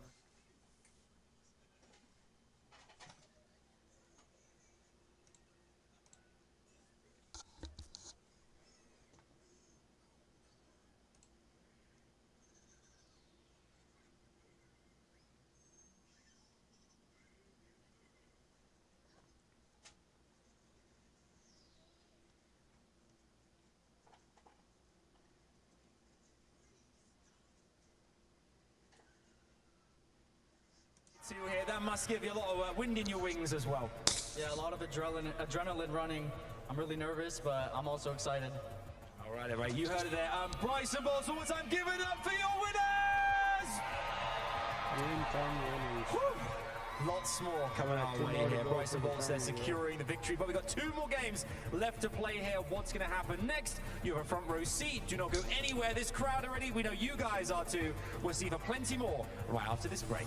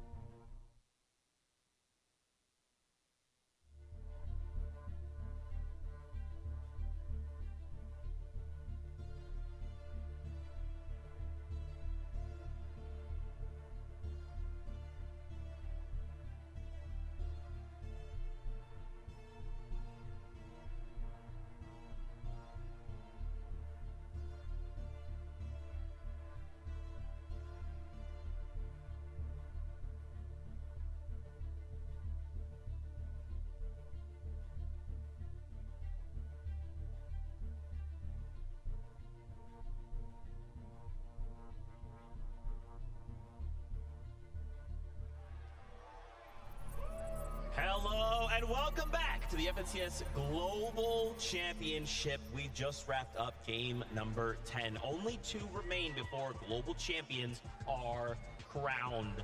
To say this last game was chaotic, I feel is almost like an understatement. Yeah, that was chaos in its finest form right there. Our 2 biggest teams going down relatively early, although still getting those placement points, probably still holding themselves up in the top of the leaderboard. But big shout outs to Dukes and Sphinx. We've seen some great performances from them, but Bryce and Bolt with the win there. I mean, we saw it from Global Championships 2023. Bryce getting that 6th place with Chubbs. Now, bringing it back again to show how well he can perform on the big stage. Yeah, I mean, they said it right there. They have the perfect partnership. They have the best IGL, the best fragger in their opinion, and they think they are the best duo, which is of course what we got to see in this game right here. They're a little bit lower down on the leaderboards too, so this is what the second day can do. That 1.5x points can really boost them up in the standings, which I'm sure we'll take a look at very soon. But it's this moment right here where Bryce goes down. Bolts of course had to pop that med kit, and Dukes just couldn't get inside of that box because he placed all of those armored walls. What a great strategy, and ultimately it was because he had more med kits at his his disposal. Such a smart play, and it's also a bit of a risky play, right? Because you don't know what is in Dukes' loadout there. You don't know if he has the medkits. You just have to make that call. And a lot of times we see these low ground teams, when it does come down to a heal off, kind of scour the low ground there, trying to find the medkits. But he says, no, I have to believe this is my chance. I'm not giving the high ground team a chance to drop down and eliminate me. I'm going for the heal off. Yeah, you just have to commit, right? That's a great point, because like obviously we as viewers, we have all of the information, right? We can kind of see everyone's healths and everything, but the players can't, right? They're just going, they're down below me, commit, health, the med kit. We don't have another choice. This is the only health I have, right? So very interesting to see. Let's take a look at our leaderboard with only 2 games left. How are things going? Peterbot, Pollo, still holding on, especially after that last game. What I found very interesting about Peterbot and Pollo in that game, they started the game with bunker, right? But yet most of the game, they were just shambles. Yeah, we saw how deep into the storm that they had to go for that bunker, and when that happens and you have to do a big rotate, they're landing over the raft, and it was a southeastern zone, and then by staying in the storm to get that bunker, you just have so much potential to sacrifice, especially when people are paying attention to all those outside teams going for those tags. You just have to use mats, and you're going to have to use your heals a little early in that situation. Yeah, the casters mentioned it as well. They made a more quick south rotation, of course, within that very first zone to take out the OCE team down there that took out Veno and Clicks, and I think they didn't get the forecast tower there either, so they were always back in the storm. They didn't know where that next zone was going to be, so they couldn't plan ahead. We've kind of seen that a lot throughout the day and the whole weekend, I guess, with Peterbot and Pollo. They haven't necessarily looked like the most healthy team, the most stacked team at all circumstances and all situations, but they have the fragging power, they have the ability to pull themselves out of that situation, and that's what makes this team so great. Absolutely. We saw there in a moment, Thomas HD jumps into a box, making the maddest play I think I've ever seen. What's interesting about this duo, right? Earlier on in the game, around 4th zone, they're sitting 700 above. And then we go into like 7th zone, they're 400 above. And then kind of running out of steam as far as like match is concerned. Yeah, I mean, look at this, just 3 builds available to them, unfortunately jumping into that box. It's possible that Thomas HD thought that it could have been a solo, but Queasy, once again, just with that solo clutch, even though he wasn't able to get too much besides the elimination and an 11th place finish, that still adds up, Mini. Yeah, it does. I mean, it was a similar situation to earlier on where he actually left the body in the storm. He couldn't get the heals and the materials and stuff that was on that body earlier. He went for it this game. He tried it. He saw those chug smashes, which of course can heal your whites, and he tried to go for it. Wasn't quite enough there at the end, but again, a nice game. Of course, Peterbot and Pollo there got 17th place. I think it was an 11th place for these guys right here, so they're getting the upper hand on them, they're getting the edge on them. It's just not quite enough to take over that first place spot. This is going to be a fight until the very end. 2 games left to go, and then a champion will be crowned. Fortnite fam, let's get ready to jump into game 11 on the day. Casters, over to you. Here it is. There's only 2 more chances now. Match 11 being one of them coming right up. It almost feels so surreal at this point, MDF, that we are right on the cusp of crowning our next global champions. Yeah, and it is really close at the top. I can't believe Queasy and Thomas couldn't take the small opportunity available, but let's see it.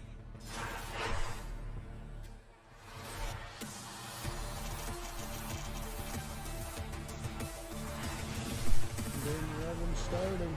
How many more chances will everyone get here in match number 11 to take their shot at the throne? Because at this point, Peterbot and Pollo have served up too many opportunities. They can't surely come up short, right? You would think so, but at the same time, NDF, with a 1.5 times point multiplier, anything is possible. And speaking of crazy possibilities here, Brutal Beachhead, Gal Gamer Haman, they're actually going to fly right overhead. They've recognized they have been completely outdropped. Their intentions are elsewhere. Sato and Andalex, though, on the north side of the warship here at Brutal Beachhead, could be a moment for Acorn and Cole to potentially manifest their own destiny here on the day, because they have certainly encountered a fair share of struggles. And the contest also continues at the Rebels Roost for Kovacs, Putty, Sky, and Scroll. Looking for an opportunity, looking for an angle right now. Putty's gonna get a huge pickup from the drop right there, so that's the round out the loadout here. Shotgun, AR ready to go. Burst being a great option so early right now. Monarch pistol for Kovacs, so not exactly the best. However, this is a hot drop, so you can see there are plenty of drones flying around that'll drop good loot as well. But Scrolling Sky this time not content with what they've received. Back off. We've seen them do this before. Meanwhile, on the other side, a power-worthy and Alex kicking things off, continuing their domination over Restored Real. They really have impressed us, I would say, with what they're capable of in the early game. If they can just patch up that mid-game, I mean, they would make OCE very proud. Well, they've managed to smooth out the difficulties that they had in day one as far as that 50-50 drop is concerned and Restored Reels. The problem now today has just been Kanata and Cooper, amongst other teams, just closing in on that location after they see the exchange take place. But Acorn is currently situated here at Brutal Beachhead without Cold, and considering the Analex as an elimination of his own, you have to expect that that was the one he found on the Cold. Yeah, it's sad to see, but it's about the worst we've seen Acorn and Cold do in person right now, and there's a lot of factors starting to add up. Normally, they play very, very well, you know, being contested. However, there were some rumors Cold wasn't feeling 100% today, so that could be taking its effect here now, especially as we drag on later into the evening, as they've kind of slipped down, but shift our focus into the stars of the evening, if you will. Boyo and Peterbot right now really starting to take form here. Last game makes you wonder what all went wrong in the mid-game, given that they were just in shambles somehow. No extra material. And then on the other side, Queasy and Thomas had a opposite situation, but this time it's an elimination. They pushed in rather quick to capitalize on Kramsu and Clone, who do land a little bit north of where Research Rock is at, and sure enough, Queasy just beaming Kramsu. Could have potentially just been a circumstance where Kramsu didn't even have time to react. He just got dropped in 2 shots pretty much, so well played to Queasy, Thomas HD for that one. Something we were just talking about in between these matches is the fact that Queasy and Thomas have been able to find the placement points, but what they need to add to it at this stage are the eliminations. Definitely being elimination light is what's holding them back on the standings right now, but consistency is surely theirs, and that'll trump everything. Talk about consistent teams. Vico and Flixie have been online, but this time they have to be careful, have to be wary of Bryson Bolts, who are coming off a Victory Royale, given that they are another top 10 team, so that's not gonna be easy by any means, but a battle for the forecast tower is, of course, worth fighting for. And we've seen Bryson Bolts escape already with the cards, so. Not only that, I mean, even factor in what happened yesterday. Bryson Bolts taking out Flixie when he did secure that forecast key card, so anything goes just about. Just because you get the key card, until you actually confirm it onto that forecast tower, you can't consider it in your control. TD and Chap, though, across the map, just putting on so much pressure here for Garrison Shari. No real opportunity for them to bounce back here. Garrison Shari mixing up the strategies doesn't seem to be working going north at all right now. They were better off sitting in the storm trying to catch tags on the Clix and Vino. Jumping in with Chicho now in Trulex. Just outside the Doomstat. Big base here. Ramped out almost to see what they can find.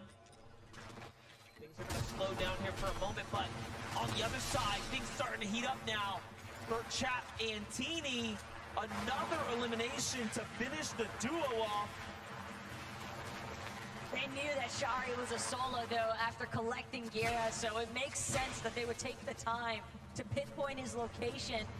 The surge damage, just such a massive necessity to collect early on, so that way they can have better control over their rotations as the match progresses. Because we are down to our final 2 lobbies here today, MDF. Walks Ping getting active now because the likes of Fries and Yuma, and they're gonna win out. 2 big eliminations to add to the tab as Poyo and Peterbot yet again also finding themselves fully in control of the forecast tower. They've doubled back, they've secured it again, and this means that they will have all the information for all of the zones coming up. It's such an advantage. And it's not just them, right? There are other teams, of course, securing other forecast towers. However, they have just been the team that be able to do the most with that information. But now you've got a team with the best medallion, the best striker burst assault rifle, the best kind of opportunities to set themselves into optimal positioning thanks to the forecast. Shutting that down might not even be the focus. More so, it's just got to be other teams emphasizing even more still into their own gameplay to ensure that they can keep up at this point. Miko and Flixie trying to keep up. I love that they go around, tag other teams, and then double back to the railways, always looking for someone who makes the mistake of getting to their drop spot, looking for scraps. Seems to be what works. On the other side, though, CZB, Nathan, EU team going up against Bryson Bolts right now. Bryson Bolts are actually just waiting right now, probably not too sure about what they want to do. I'm sure they want to get back to farming as they don't have much to work with here, and CZB and Nathan seem to catch a read here. They don't want to take this fight. Yeah, CZB and Nathan, they're in a far better position as well, just having that little bit of elevation to work with. So Bryce Bolts, they're likely going to head the opposite direction, but something I couldn't help but notice, last time we checked in with Trulex and Chicho, that surge base that they had established, the way that they were taking shots into Doomstad, wondering how much interference they've been playing today up against the likes of Muzz and Epic Whale, Reet and Ritual. Keep in mind, those two teams are trying to head, they're already softly contesting each other. They've been splitting Doomstad between the north and south sides, but when you've got Trulex and Chicho, such strong mechanical players, you know they have such crazy pinpoint accuracy, and they're holding you with the surge base from so far. It can be very difficult to actually work your way out of that location. Especially if it forces you into another team that you're not expecting, which of course will be disastrous. Chicho and Trulex doing just that as well, talking about manipulating these rotates. They're trying to do that here. No tags right now into Rapid and Batman Booga. However, Trulex has got a completely different angle here on the outskirts. But the call's being made. Time to get a move on it here. They'll be one of the first to rotate now. Plenty of rocks, though, to easily refarm some of the brick that they had invested for that first surge base. And just behind them, you can see Muzz, Epic Whale. They've had to maintain a low profile to prevent themselves from being victims of Trulex and Chicho's Eagle Eyes inside of that surge base. But the surge bases continue to pose issues for plenty of other teams around the lobby. Here we've got Poyo and Peterbot actually looking to see if they can capitalize onto Sky and Scroll. One above, one below. Sky Scroll caught in the center. But they're going to try to just finagle their way out of this one, sure enough. Poyo, though, just quick to the chase. Haven't quite got the tags, though, right? So something isn't going right for this battle here. Clearly, the goal is damage and or eliminations, but none being earned. Meanwhile, Ping and Wax right here are in a completely different fight. Deep into the storm, just outside the underworld. Wax, who's at 3 eliminations here, clearly fired up for match 11 right now. Chasing down visuals and Braids. Finds the wall. Ping on the other side, gets the edit. However, Braid slips out.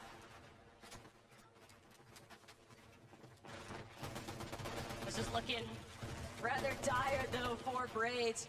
For Wax and Ping, they've already invested so much time. They need this surge damage at this point, which is why Wax, he's so intent, so determined to make sure that he cleans up the other half of this duo. Not to mention the 3 eliminations as well. Wax and Ping playing super aggressive to these final lobbies.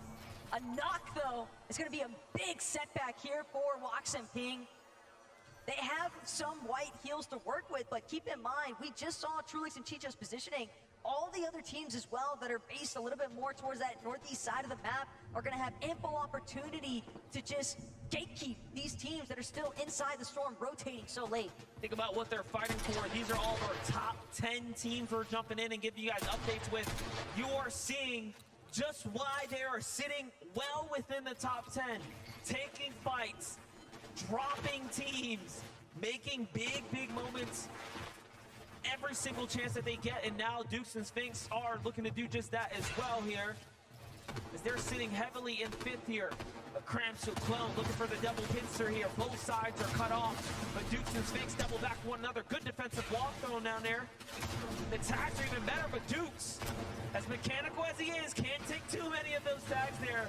Will he be set back? Cramsu really pushing the agenda here, as is Clone. Keep in mind, Clone and Cramsu, they're trying to make up for lost time. Queasy getting that initial elimination posed such a big setback because they had to make a play for the reboot ban, so now you know that they need some surge damage to officially move throughout the rest of this mid-game. And Dukes and Sphinx, they wouldn't mind the refresh materials at this point. They're using up a lot of their splashes just to try and get the job done.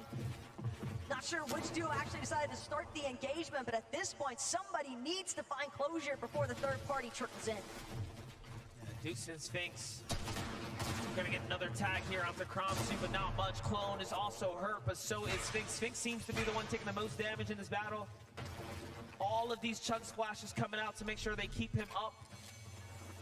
Given the circumstances, the Flowberry Fizz to reset the full HP now. They're gonna commit back into it. They're too deep into the water now.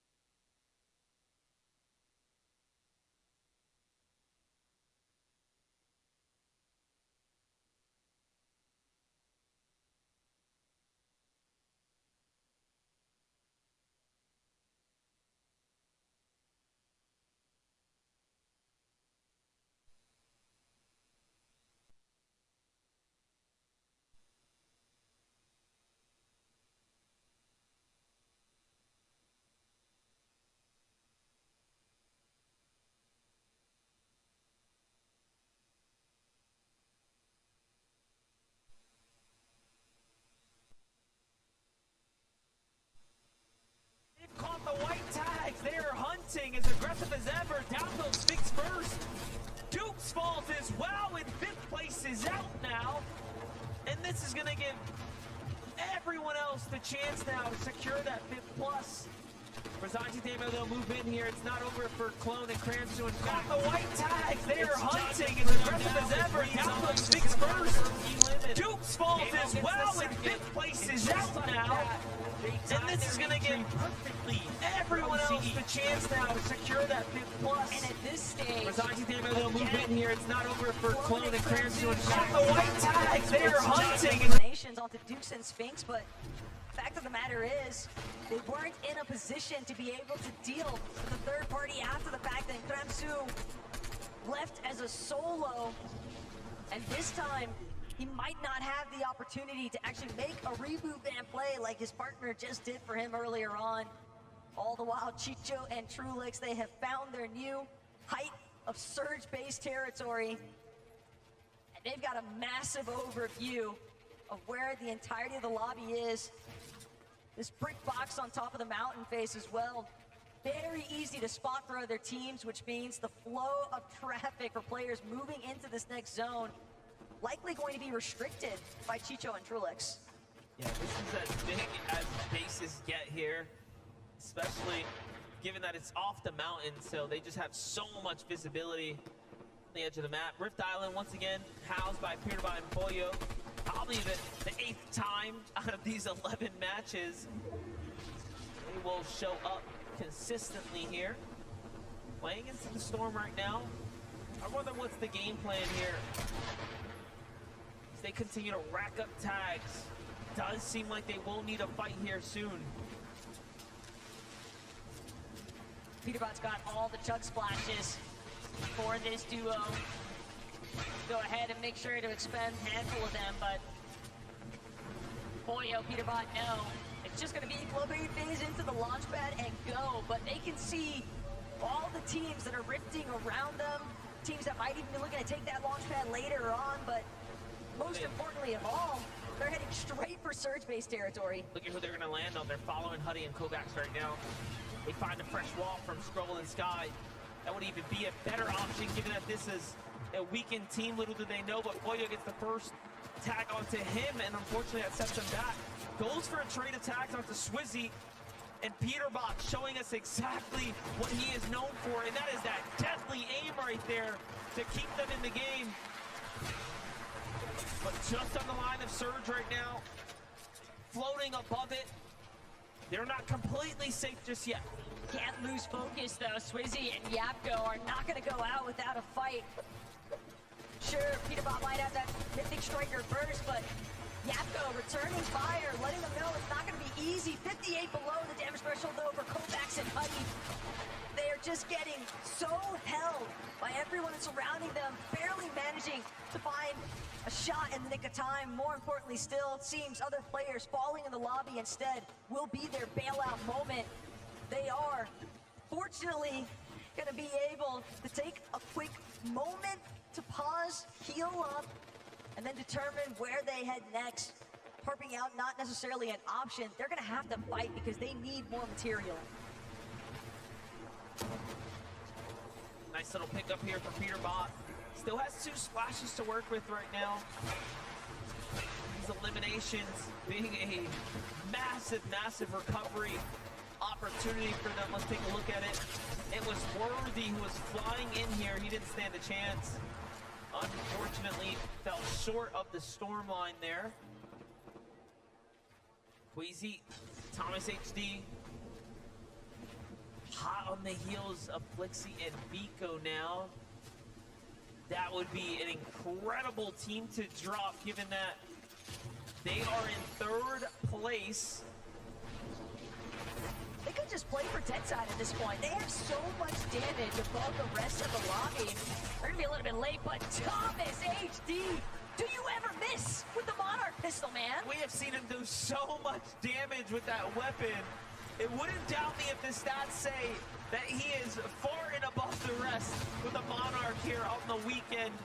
Take a look at that in just a moment, but Kovacs, Huddy now, very much below the surge here, forced into a box-to-box engagement here. This is as scrappy as it's gonna get, and they need an elimination here now. Clock is ticking, starting to run short on time. It's gonna be a matter of moments before this storm really starts to ramp up onto them. Let's see it.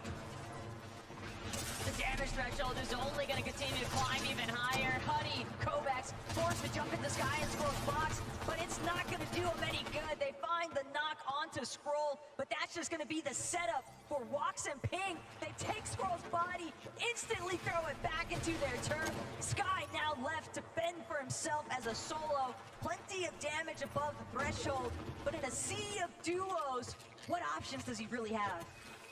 And they're just sitting on that refresh right there. Now they're all the way back into the thing. This is kind of crazy for Wox and Ping. They've come out like reasonably out of nowhere, literally now in 4 eliminations. They're just in this conversation for a top 5 run this game. Just 20 points behind now, Bryce and Bolts, given how many eliminations they're starting to pick up here. For Bolts and Bryce though, they're finally finding theirs too, so that's a set starting to add up here. Look at how isolated Queasy and Thomas HD were though on that far west side of the zone. A little bit of a dead side position, but they are going to have to deal with Paper and Victor V, I believe, who seem to be joined up with them. Not going to be an easy path to trek by any means, but right there with you, Bryce and Bolts have really started to heat up here. And this is where it matters most, because you only have this lobby and the next to work with, and then that's it. And there is a lot of prize money on the line when you look at these positions in the top 5 of the leaderboard. Oh, the gap is a big, big jump. the first. Bolts and Bryce have to make it there, if you will. They're in the top 5, but pushing through is going to be difficult now, given that they're running low on HP, even shorter on damage here. The fact that Bulls has to rely on bandages here, but a great shot there. Not enough to find the elimination, unfortunately. Loses his teammate in the process, however. He is above the threshold for now. It'll buy him a little bit of time. Glowberry Fizz to give him that extra mobility here so he moves fast. Also to get an inch further. It's Reason who's down at the bottom layer. What can Bolts do now? Can he maintain his position here? Reason had also been desperate for some elimination damage, but Bolts will get the last lap. Granted, I don't know how long it'll last, considering the fact that his current position is as grim as ever, especially seeing all these teams in front of him. Chiefs just skirting by. Benno and clicks his box. Bolts hoping to keep ramping up overhead, just trying to maintain an isolated position, but 25 above the damage threshold, and he will finally be taken out. While all that is happening, there is more action unfolding here for the likes of Thomas HD and Queasy, who's now looking to set themselves up with some high ground positioning once again here. How many wins do we think they can take before the weekend's over at this point? Match 11 starting to heat up, though. Not looking good for Clicks and Vino, who are also going to fall inside the top 20. Peterbot and Foyo continuing to rack up the eliminations here. They couldn't have found those elims at a better time. Granted, it would be difficult for them to actually make their way towards the body loop, but Peterbot and Foyo, they might just choose to take what's right in front of them. Rise immediately falls to Peterbot's accuracy, but it comes at a cost. Peterbot's lost Foyo. The lobby has closed in.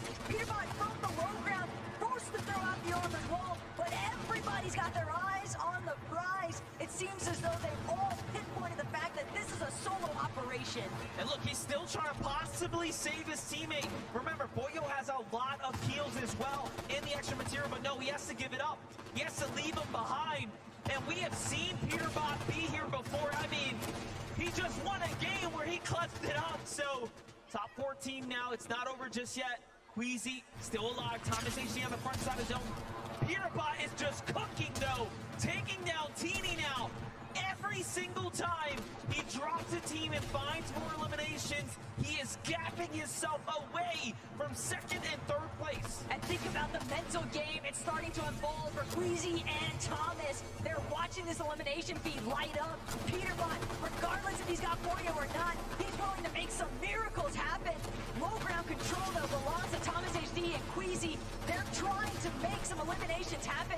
They need those points. They've got 5 already, but Peterbot just continuing his massacre at this stage. Keep your attention down to the bottom right now. Thomas HD just found elimination in low ground, and they're starting to put the pressure while Peterbot's trying to rotate. Thomas is going to find another one down low, and he is still cooking here. Meanwhile, Queasy backs him up and takes down Reet on the low ground there, and they are just turning up. This is why they're first and second place, giving into this 11 match right here. They are decimating the lobby. It's a 1 versus 2 scenario, but Peterbot is just making it happen. Thomas HD and Queasy, they got 8 eliminations already, though. But Peterbot gets another ritual, isolated. No Reet in sight because he's been taken out earlier on. And Peterbot continuing to tarp his way through the low ground. There's a possibility, MDF, these two might actually just clash head on. We have a 2v2 and then all solos in between. One of those solos is, of course, Peterbot. Rapid is going to fall as well, and he just does not stop claiming eliminations at this point. Boog on the backside of zone. Don't come out, son. It's not going to go well if you step into Peter's domain. Meanwhile, Thomas HD, Queasy are setting up the victory royale. Yeah, he just beat him. Thomas HD, Queasy, they know. It's Peterbot and Buddha. Oh my God! But Peterbot gets a huge shot out of Queasy. Oh no! One more shot could do it. Peterbot with the refresh, continuing to break through on the low ground. He's making the impossible happen. Queasy versus Buga up top. Takes him down. Queasy versus Peterbot. Come on, kill Peterbot. Queasy is looking for the tag. Both shots can easily go Take him any down. way. Peterbot the first one. Can he get the save? He's incredible! The second time today, Peterbot knew it was exclusively down to him, and left to his own Can't handle devices, that, he dude. delivers. I don't You think just he's cannot real. make this up. He is too good. Wow, wow, wow. Give it up for Peter Bonapoyo!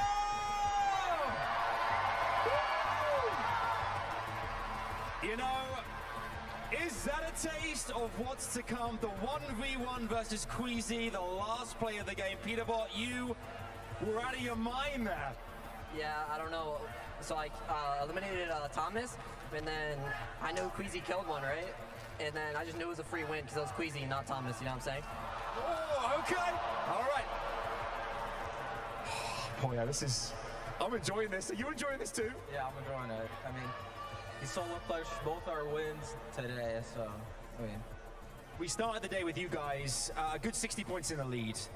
You guys have been toe-to-toe with Thomas and Queasy all day long. It goes down to the last game now. That is going to be the greatest way to kickstart the last game of this competition. What do you guys get? I mean, how do you kind of take in this moment? Everyone watching around the world, everyone competing together. This is your time. Do you feel this is your time as a duo as well? Yeah, I think they're gonna land on. Yeah, I think they're gonna land on us this last game, and then we're just gonna kill them, and that'll be it. Okay, you expecting that as well? Do you think there's a chance that Thomas and Queasy may make the play and go for you guys and land where you're landing and challenge you? I think so. Okay. Maybe. I was going to say, I've asked you guys so many questions over the course of the last 2 days. I'm going to ask you what your favorite color is, Pierbot, and is it gold? No, it's not, but that would be nice to win, you know what I'm saying? It would be nice. One more time, would you give it up for Peter Bonapoyo? We could not have asked for a greater way to go into our final game 12. It is so close now. FNCS Global Championships 2024 could not have asked for a better way to close things out. Do not go anywhere. Stay exactly where you are, because after this, we'll be crowning our champions. We'll see you in a bit.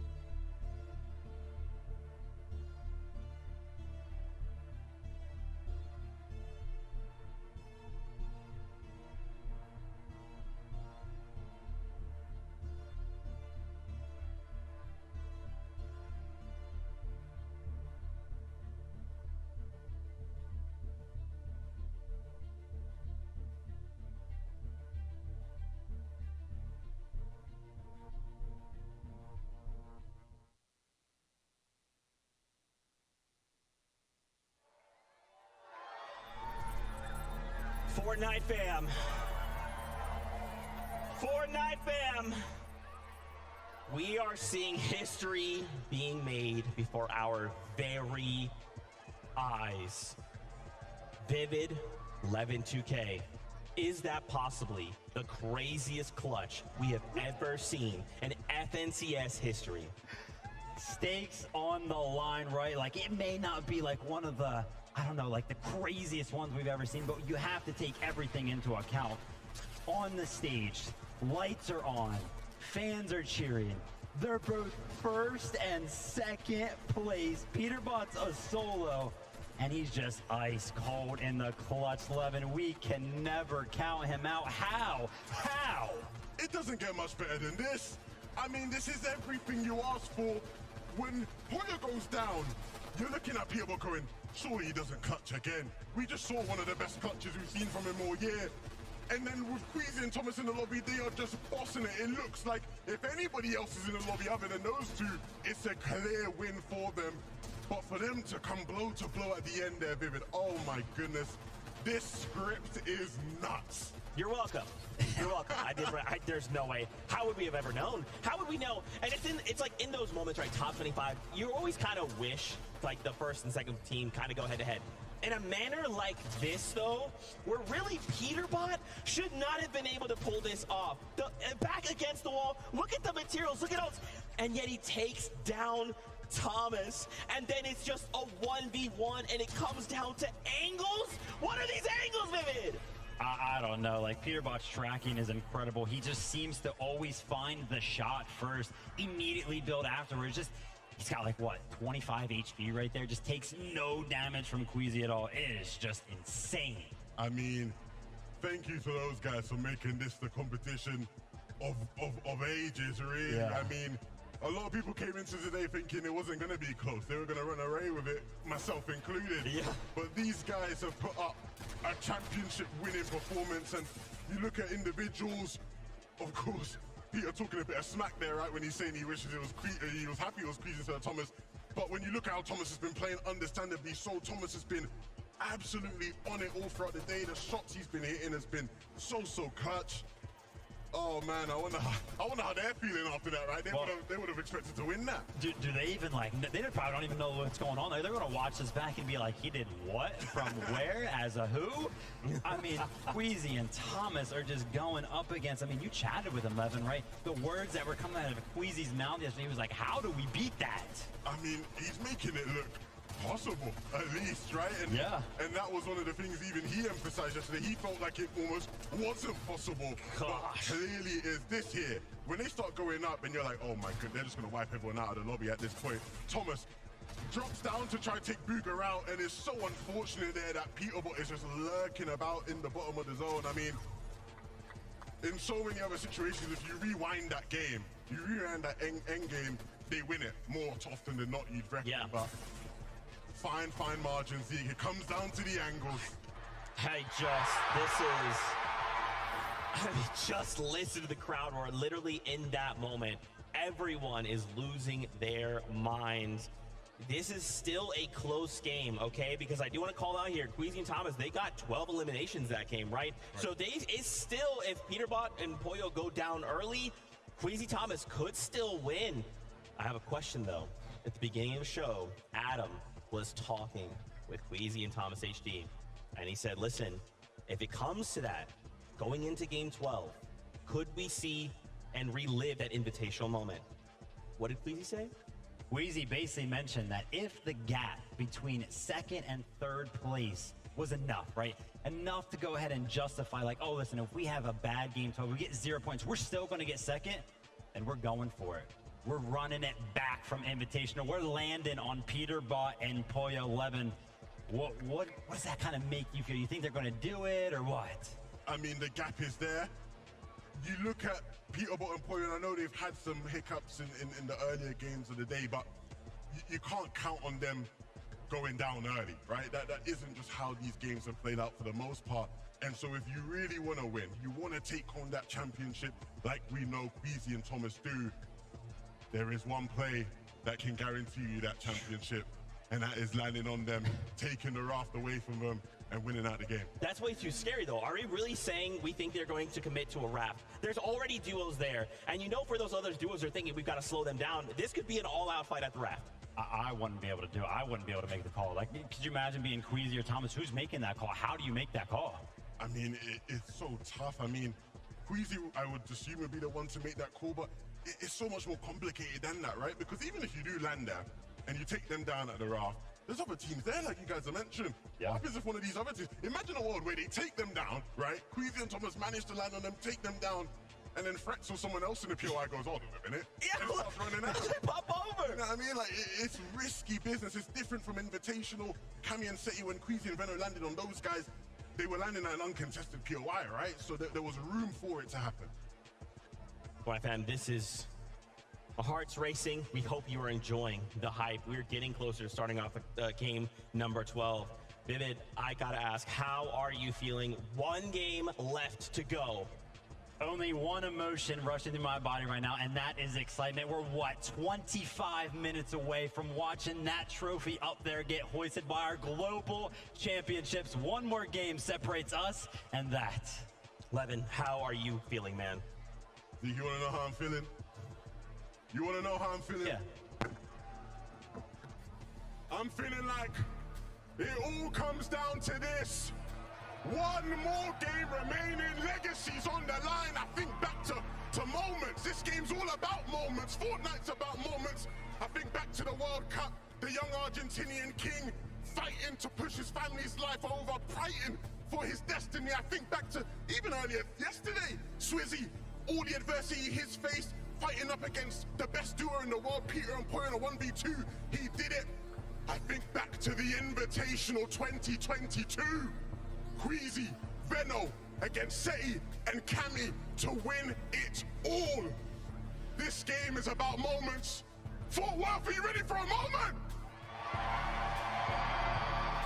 No. Fort Worth, I said, are you ready? This is that moment. This is their moment. Game number 12 starts now.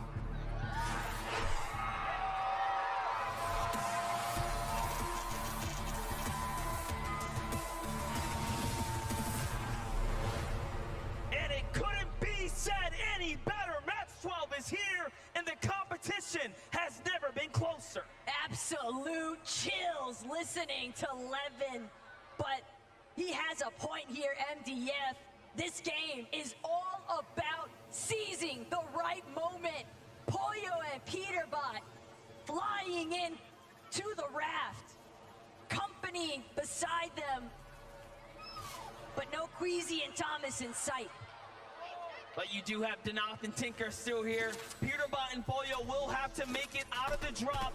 They will have to make all the way to endgame here to meet Thomas, HD, and Queasy to run it back one more time. Eliminations are going to be huge here for Poyo and Peterbot as they get to have a chance to open up the point discrepancy. This is anything but a detriment, though, as far as Poyo and Peterbot are concerned. Danoth and Tinka nearly helping them tally up an additional 6 points if they're not careful. All the while, Thomas, Queasy, they've just landed touchdown home base here at Research Rock, Brawlers Battleground, and a whole game ahead of them to try and stamp their mark. And I know everyone at home watching right now is sitting on the edge of their seats. What is gonna happen? Who is gonna take it all home and lift the trophy at the end, the bragging rights of being the best duo globally across all of the Fortnite regions? Kovacs and Huddy still have so much to fight for as well, given that their podium finish is up on the line here. Let's not forget, third place is still a huge jump up in prizing and bragging. But for Kovacs and Huddy, they've been fighting this team every single game of the weekend so far. They've been relatively successful. But this is the last chance now. Neither side willing to budge, but for Sky and Scroll, they seem to be on the receiving end for the most part. Huddy, Kovacs trying to close in. They know just how injured they actually are, but Kovacs a little bit too ambitious. Sky, Scroll, they're gonna find the first knock. It's exclusively up to Huddy to keep that podium finish alive. It's not over yet, though. Huddy is way too healthy, and they recognize that this can go either way. Given how consistent he's been, beautiful tag right there onto one duo. Can he get the second? Surely he can, but the damage has been done, and he's forced onto the back foot, starting to run out of mats now. Armor wall comes out. Things are looking really dicey now for Huddy. There's only so many ways that Huddy could actually choose to escape from this current position, however, and Scroll recognizes that fact. Scroll's gonna find that final elimination. Huddy and Kovacs have had a phenomenal run, but it's cut short. Pollo Peterbot doing the same currently to Trashy and Threats. And now, there's no friends in sight. Everyone at the raft must go. Peterbot and Pollo need more somebody needs to points. put these And they two want to down, start that's opening right. up the gap here. Trashy's They going to need be to the die first right to off fall spawn. now.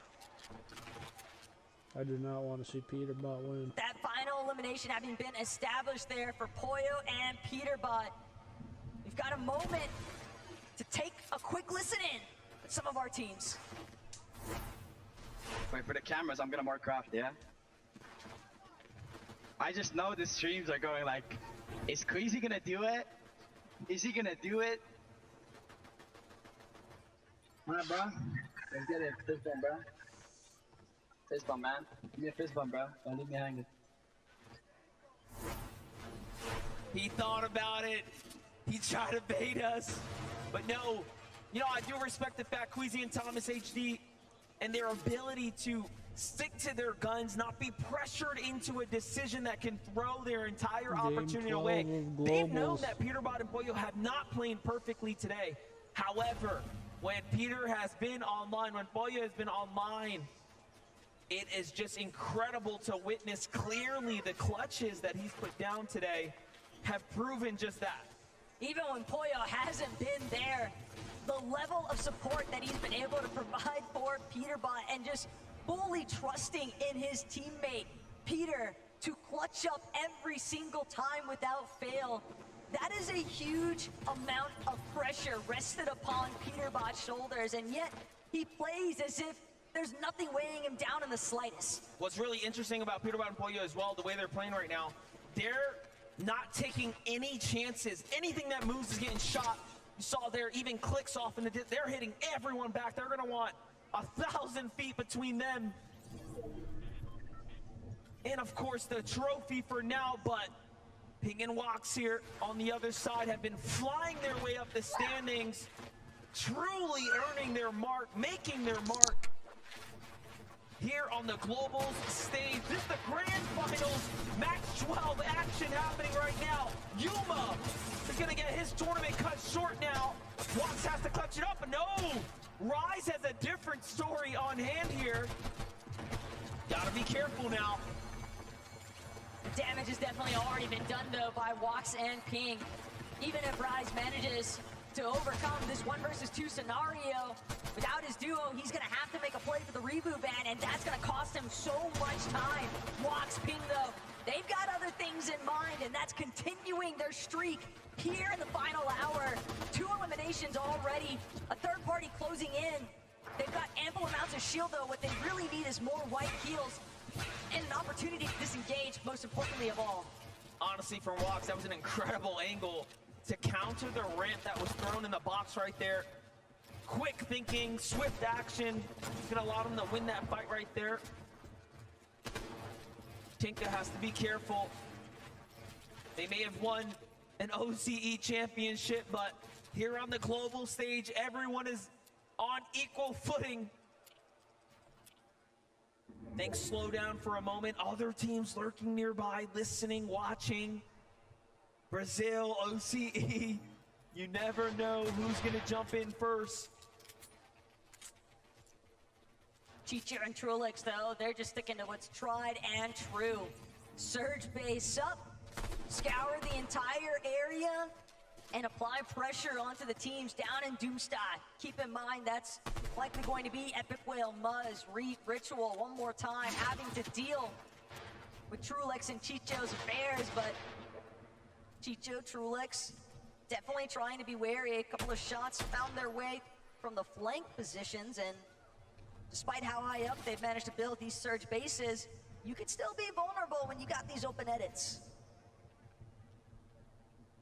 No shots returning just yet, though. Everyone almost in position for good reason. Sphinx and Dukes on the other side, playing the Storm right now, trying to secure what they can here.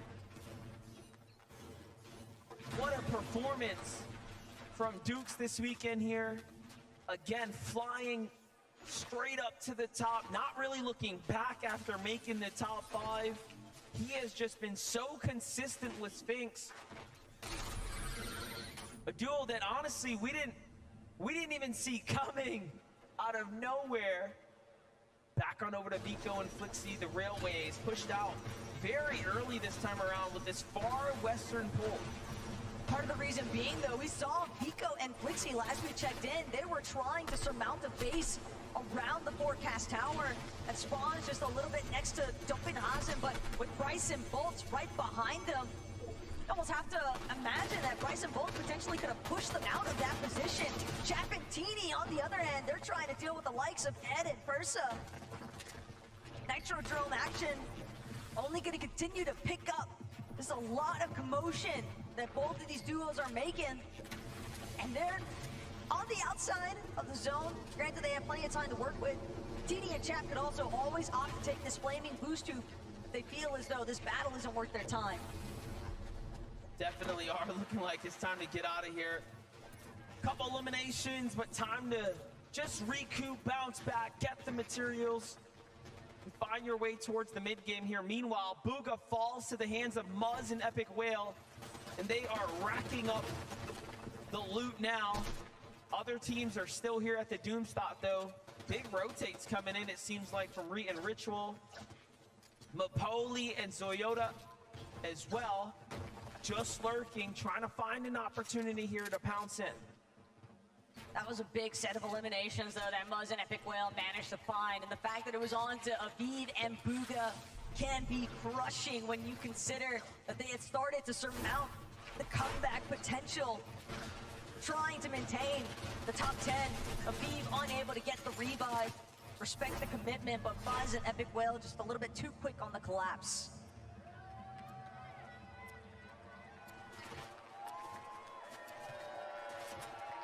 Here, the crowd cheering as Thomas HD and Queasy come into view one more time. They're heading straight for this weapons bunker south of the Nitrodrome, and there's already company nearby. Instead, they might opt to pivot, take this flaming boost tube instead, Flowberry Fizz, and it's a fast rotate. They're on the move right now, Swizzy and Yapko as well, just outside the Grim Grate. Trapped in between Murstache and Malibuka in the distance. A bunker here, of course, being the big upgrade to their loadout. The fact that they get this bunker completely uncontested makes a huge difference as well. Yapko with a single elim right now, starting to cap out on material. This is where focus will start to shift into where do they want to base down for the mid game. Jumping in with Boyo and Peterbot. You can see who's on the way here without giving it away. There is a very clear, determined play in motion right now to intercept this duo. At the same time, though, you've got to time it right. Queasy and Thomas know Boyo and Peterbot, as long as they have Emma Frost reveal Medallion, every 50 seconds, that marker is going to go out. It is essentially full view of everyone surrounding you, and a big credit for as to why Peterbot has been able to find those 2 solo clutches for the victory royales here today. Thomas HC is going to take a lot of damage there. It's time for Squeezy to possibly step up here, but Bach and Pars just going to back up, play that high ground, play that angle. More tags from behind. This is a huge setback now for Queasy here, forced to heal. Loadout looking pretty scrappy as well, given that they don't have big upgraded weaponry, right? They could use a bunker, they could use an elite chest or something. They definitely need something. They've at least got mats to work with, though, and that could be the ultimate difference maker. Rift Island spawning off in the distance.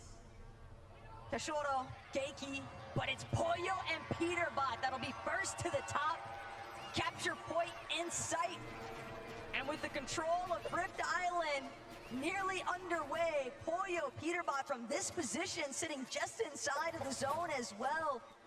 Their next intent likely going to be to just fully restrict the flow of this lobby. And it's almost easy for them to know where the Rift Island is going to spawn. They have the forecast tower. They know where the next zone's going. Obviously, the island's going to be in it, if not extremely close like it is right now. So it makes sense. Pollo and Peterbot are isolated here, and they will be for quite some time. This is, again, probably the weirdest Rift Island we've seen off on the western coast. And even worse still, it's just a little bit above a weapons bunker as well.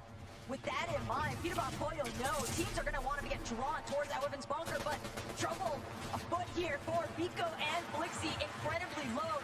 Biko dropping immediately the ultimate low ground. It's a risky play whenever you opt, try and glide in, but Casper, Prism on the other side of these walls, and they are looking for an opportunity to take this team out. Taking walks in a fight right now, continuing to key the lobby down.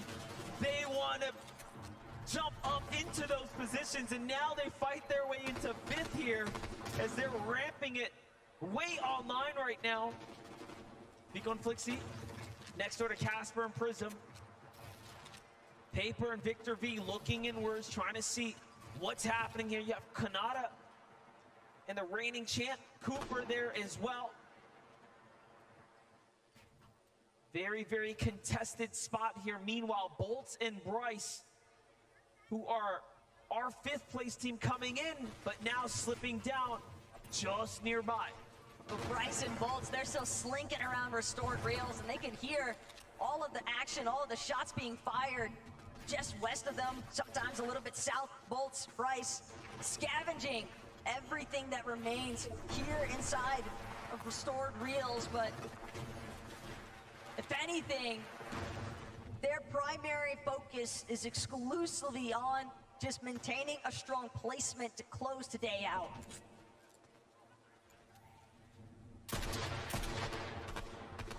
Great tags from Chicho. Every time we've jumped in, he is just on it with Trulex here. They have played very, very well.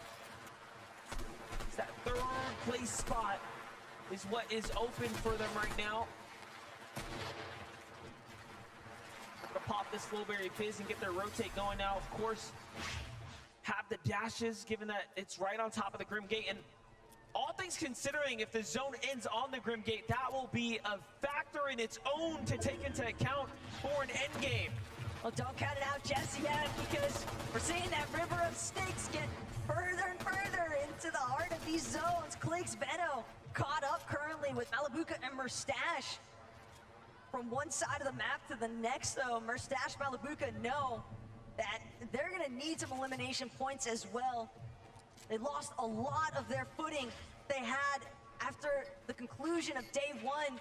Day two, just too many threats, too many times of falling victim to the power of Oceana, Alex, and Worthy. And now, Thomas HD, Queasy, they've managed to work their way from that sticky situation of dealing with Pars and Baka at the ship-it station, but still more trouble afoot here because they are fully aware of the fact that this current Surge base is not empty. It looks like they're looking to gear back up to take the fight again because they have to here. Queasy scarily leaving himself available and open, trying to tempt others to jump in. Meanwhile, Baka and Pars are going to bring it down and then go for the catch. This could be everything here. Thomas takes a lot of damage. Queasy is hurt as well. The lobby sees what's happening here, and a desperate spray of builds starts to come out to try to keep them alive. No armored walls. This is the worst we've seen their loot.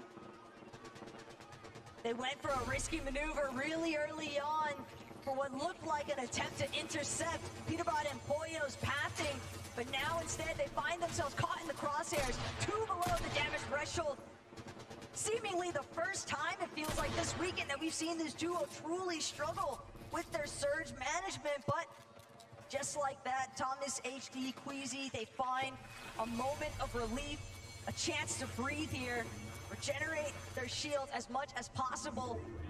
But the situation continues to remain dire here for Vico, as he's a solo, no Flixie. A lot of our top 3 right now in desperate situations for Vico here. What can you do? He's only 47 damage above the threshold. The damage needed starting to rack up here. He knows it, we know it.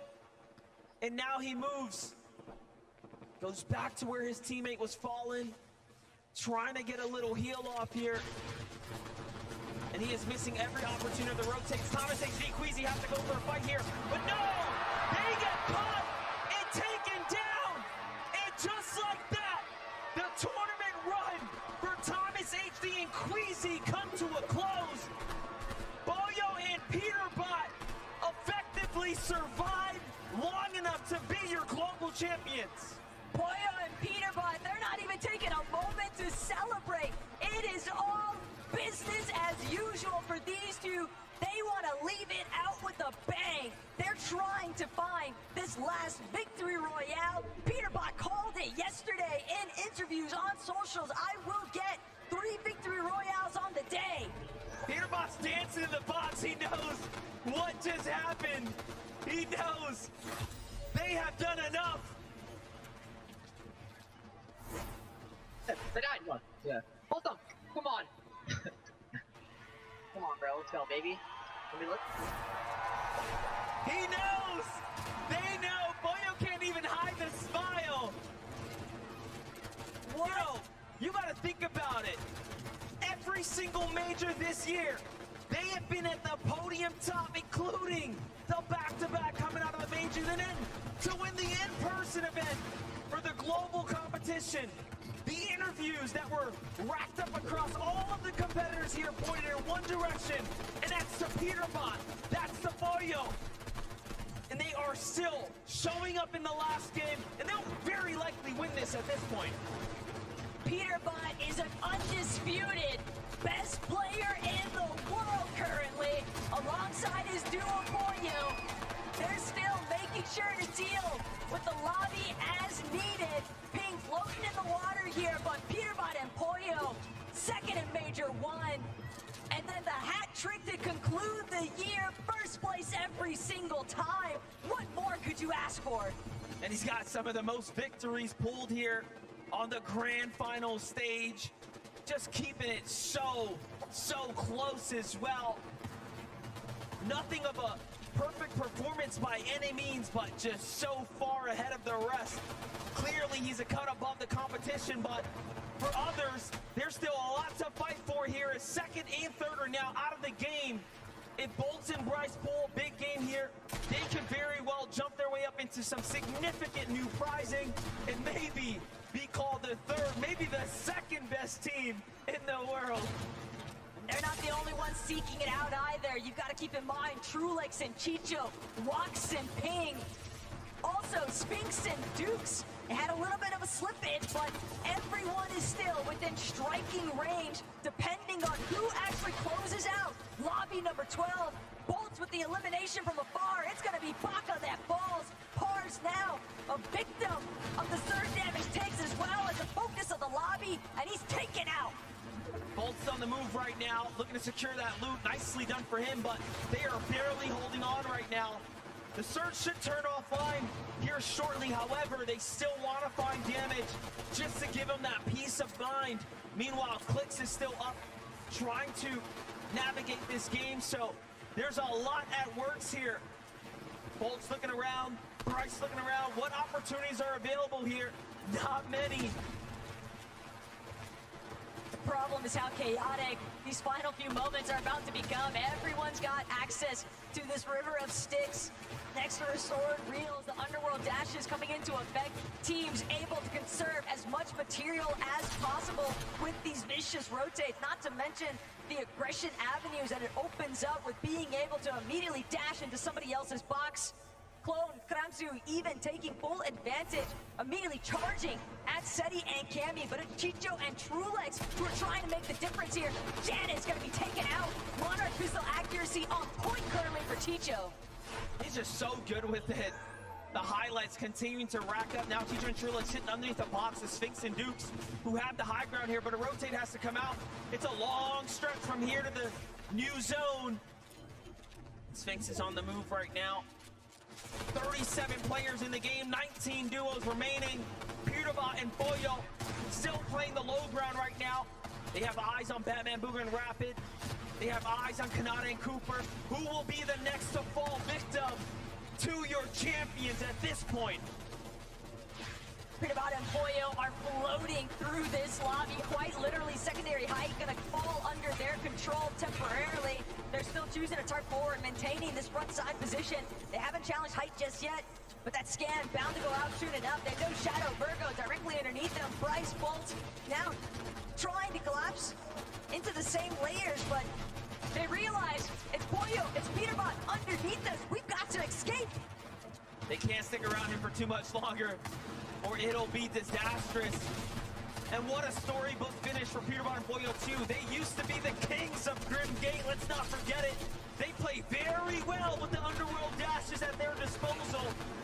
Bolt and Bryce up against Phaser and King now. They are very, very weak. However, the Surge is online, and they're taking a lot of damage here. And Bryce and Bolt's fall now.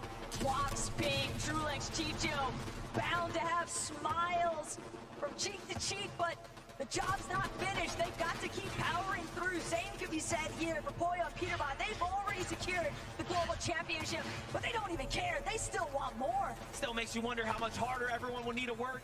They want to win this one and take it from Pewterbot and Boyo, because look at what they're doing. They want to close out in strong fashion, and Brazilian duo up top of Ed and Persa are standing in their way, and Boyo wants nothing to do with it. Boyo, Pewterbot, they know only one player is between themselves and hype. Instead, they will drop momentarily. They already got an elimination. Pewterbot's still looking for more, though. Armored Wall's gonna cut him off for the time being, but Pewterbot, Boyo, they find King. Another 6 points added to the tab, and it's not done yet. They're going to heal all the way up now. A little bit of mass to work with here, too, but they still need a bit more. Still looking for Ed, still looking for Persa, looking to break out the build, and I think they're up top, but no. They have everything to themselves now, but no material to work with. Batman, Booga, and Rapid, they can tell up ahead. Teams pressuring onto their ceilings, but again, Teeny, Jap, has already fallen, and Teeny just trying to do what he can to navigate the chaos. He sees Rapid go down. He wants to make his way to the body loop, but he's not going to be able to scurry any longer. Immediately taken out by Boyo nonetheless. Pewterbot finds Teeny all the while. Virgo next to fall. And Trulex, Chicho just doing what they can to survive. And look at who jumps down once again. Pewterbot, Boyo finding all these angles onto everyone. Meanwhile, Chicho lurking on the low ground takes out the immediate competition, securing their third place. Pewterbot, though, wants to win here. He's looking to take it from Reet. Claps back with a huge shot.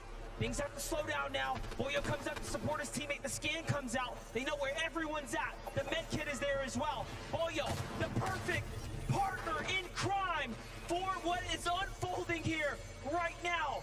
And just a couple of duels left. They don't have a lot of HP. Boyo looking to show them what he is made of. Boyo and Pewterbot have had so much time now to recuperate what they lost as far as health is concerned. Pewterbot's already got one knock on to Trulex. It's just Chicho standing between them at this point. And Pewterbot finds his third victory royale on the day, but most importantly of all, a global championship. The undisputed 2024 champion, Boyo, Pewterbot, taking home in the only way they know how, and that is with a victory royale. Congratulations. Everything was for this moment.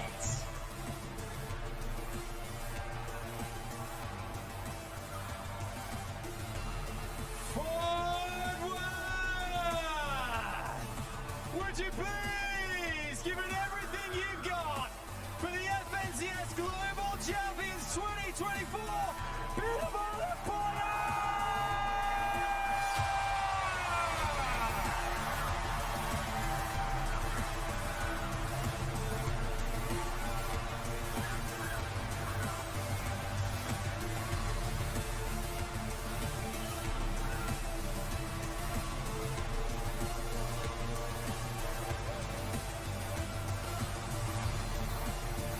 Congratulations, come this way guys, come and stand in front of me, bring the trophy with you, come and stand just here fellas.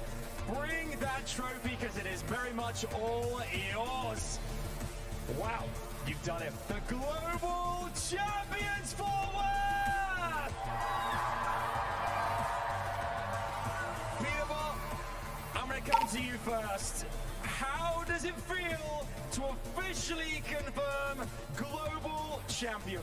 It means the world to me. I mean, we knew we were going to win coming into it, and we're the best duo in the world. Poyo, the trophy is yours. It has been an incredible year. Tell us exactly what's going through your mind right now as well. I mean, this is amazing. Like, we got second the first major, and then win, just 3P. We heard you all there on the comms say, greatest in the world, baby. Is that what it feels like right now? You've proved it on this main stage. Yeah, we are the greatest in the world. I will say that, for sure. It's been an incredible 2024 for you guys. Back-to-back majors, the Global Championship as well. It feels unstoppable. How has your experience been this weekend? Everything play out as you planned? I mean, you came into this with such confidence, Poyo. Yeah, I think we were going to win. Like, the first few games at the start of this day didn't go as planned, but it ended up working in the end. I'm going to ask as well here, you were really pushed to the limits there. You came in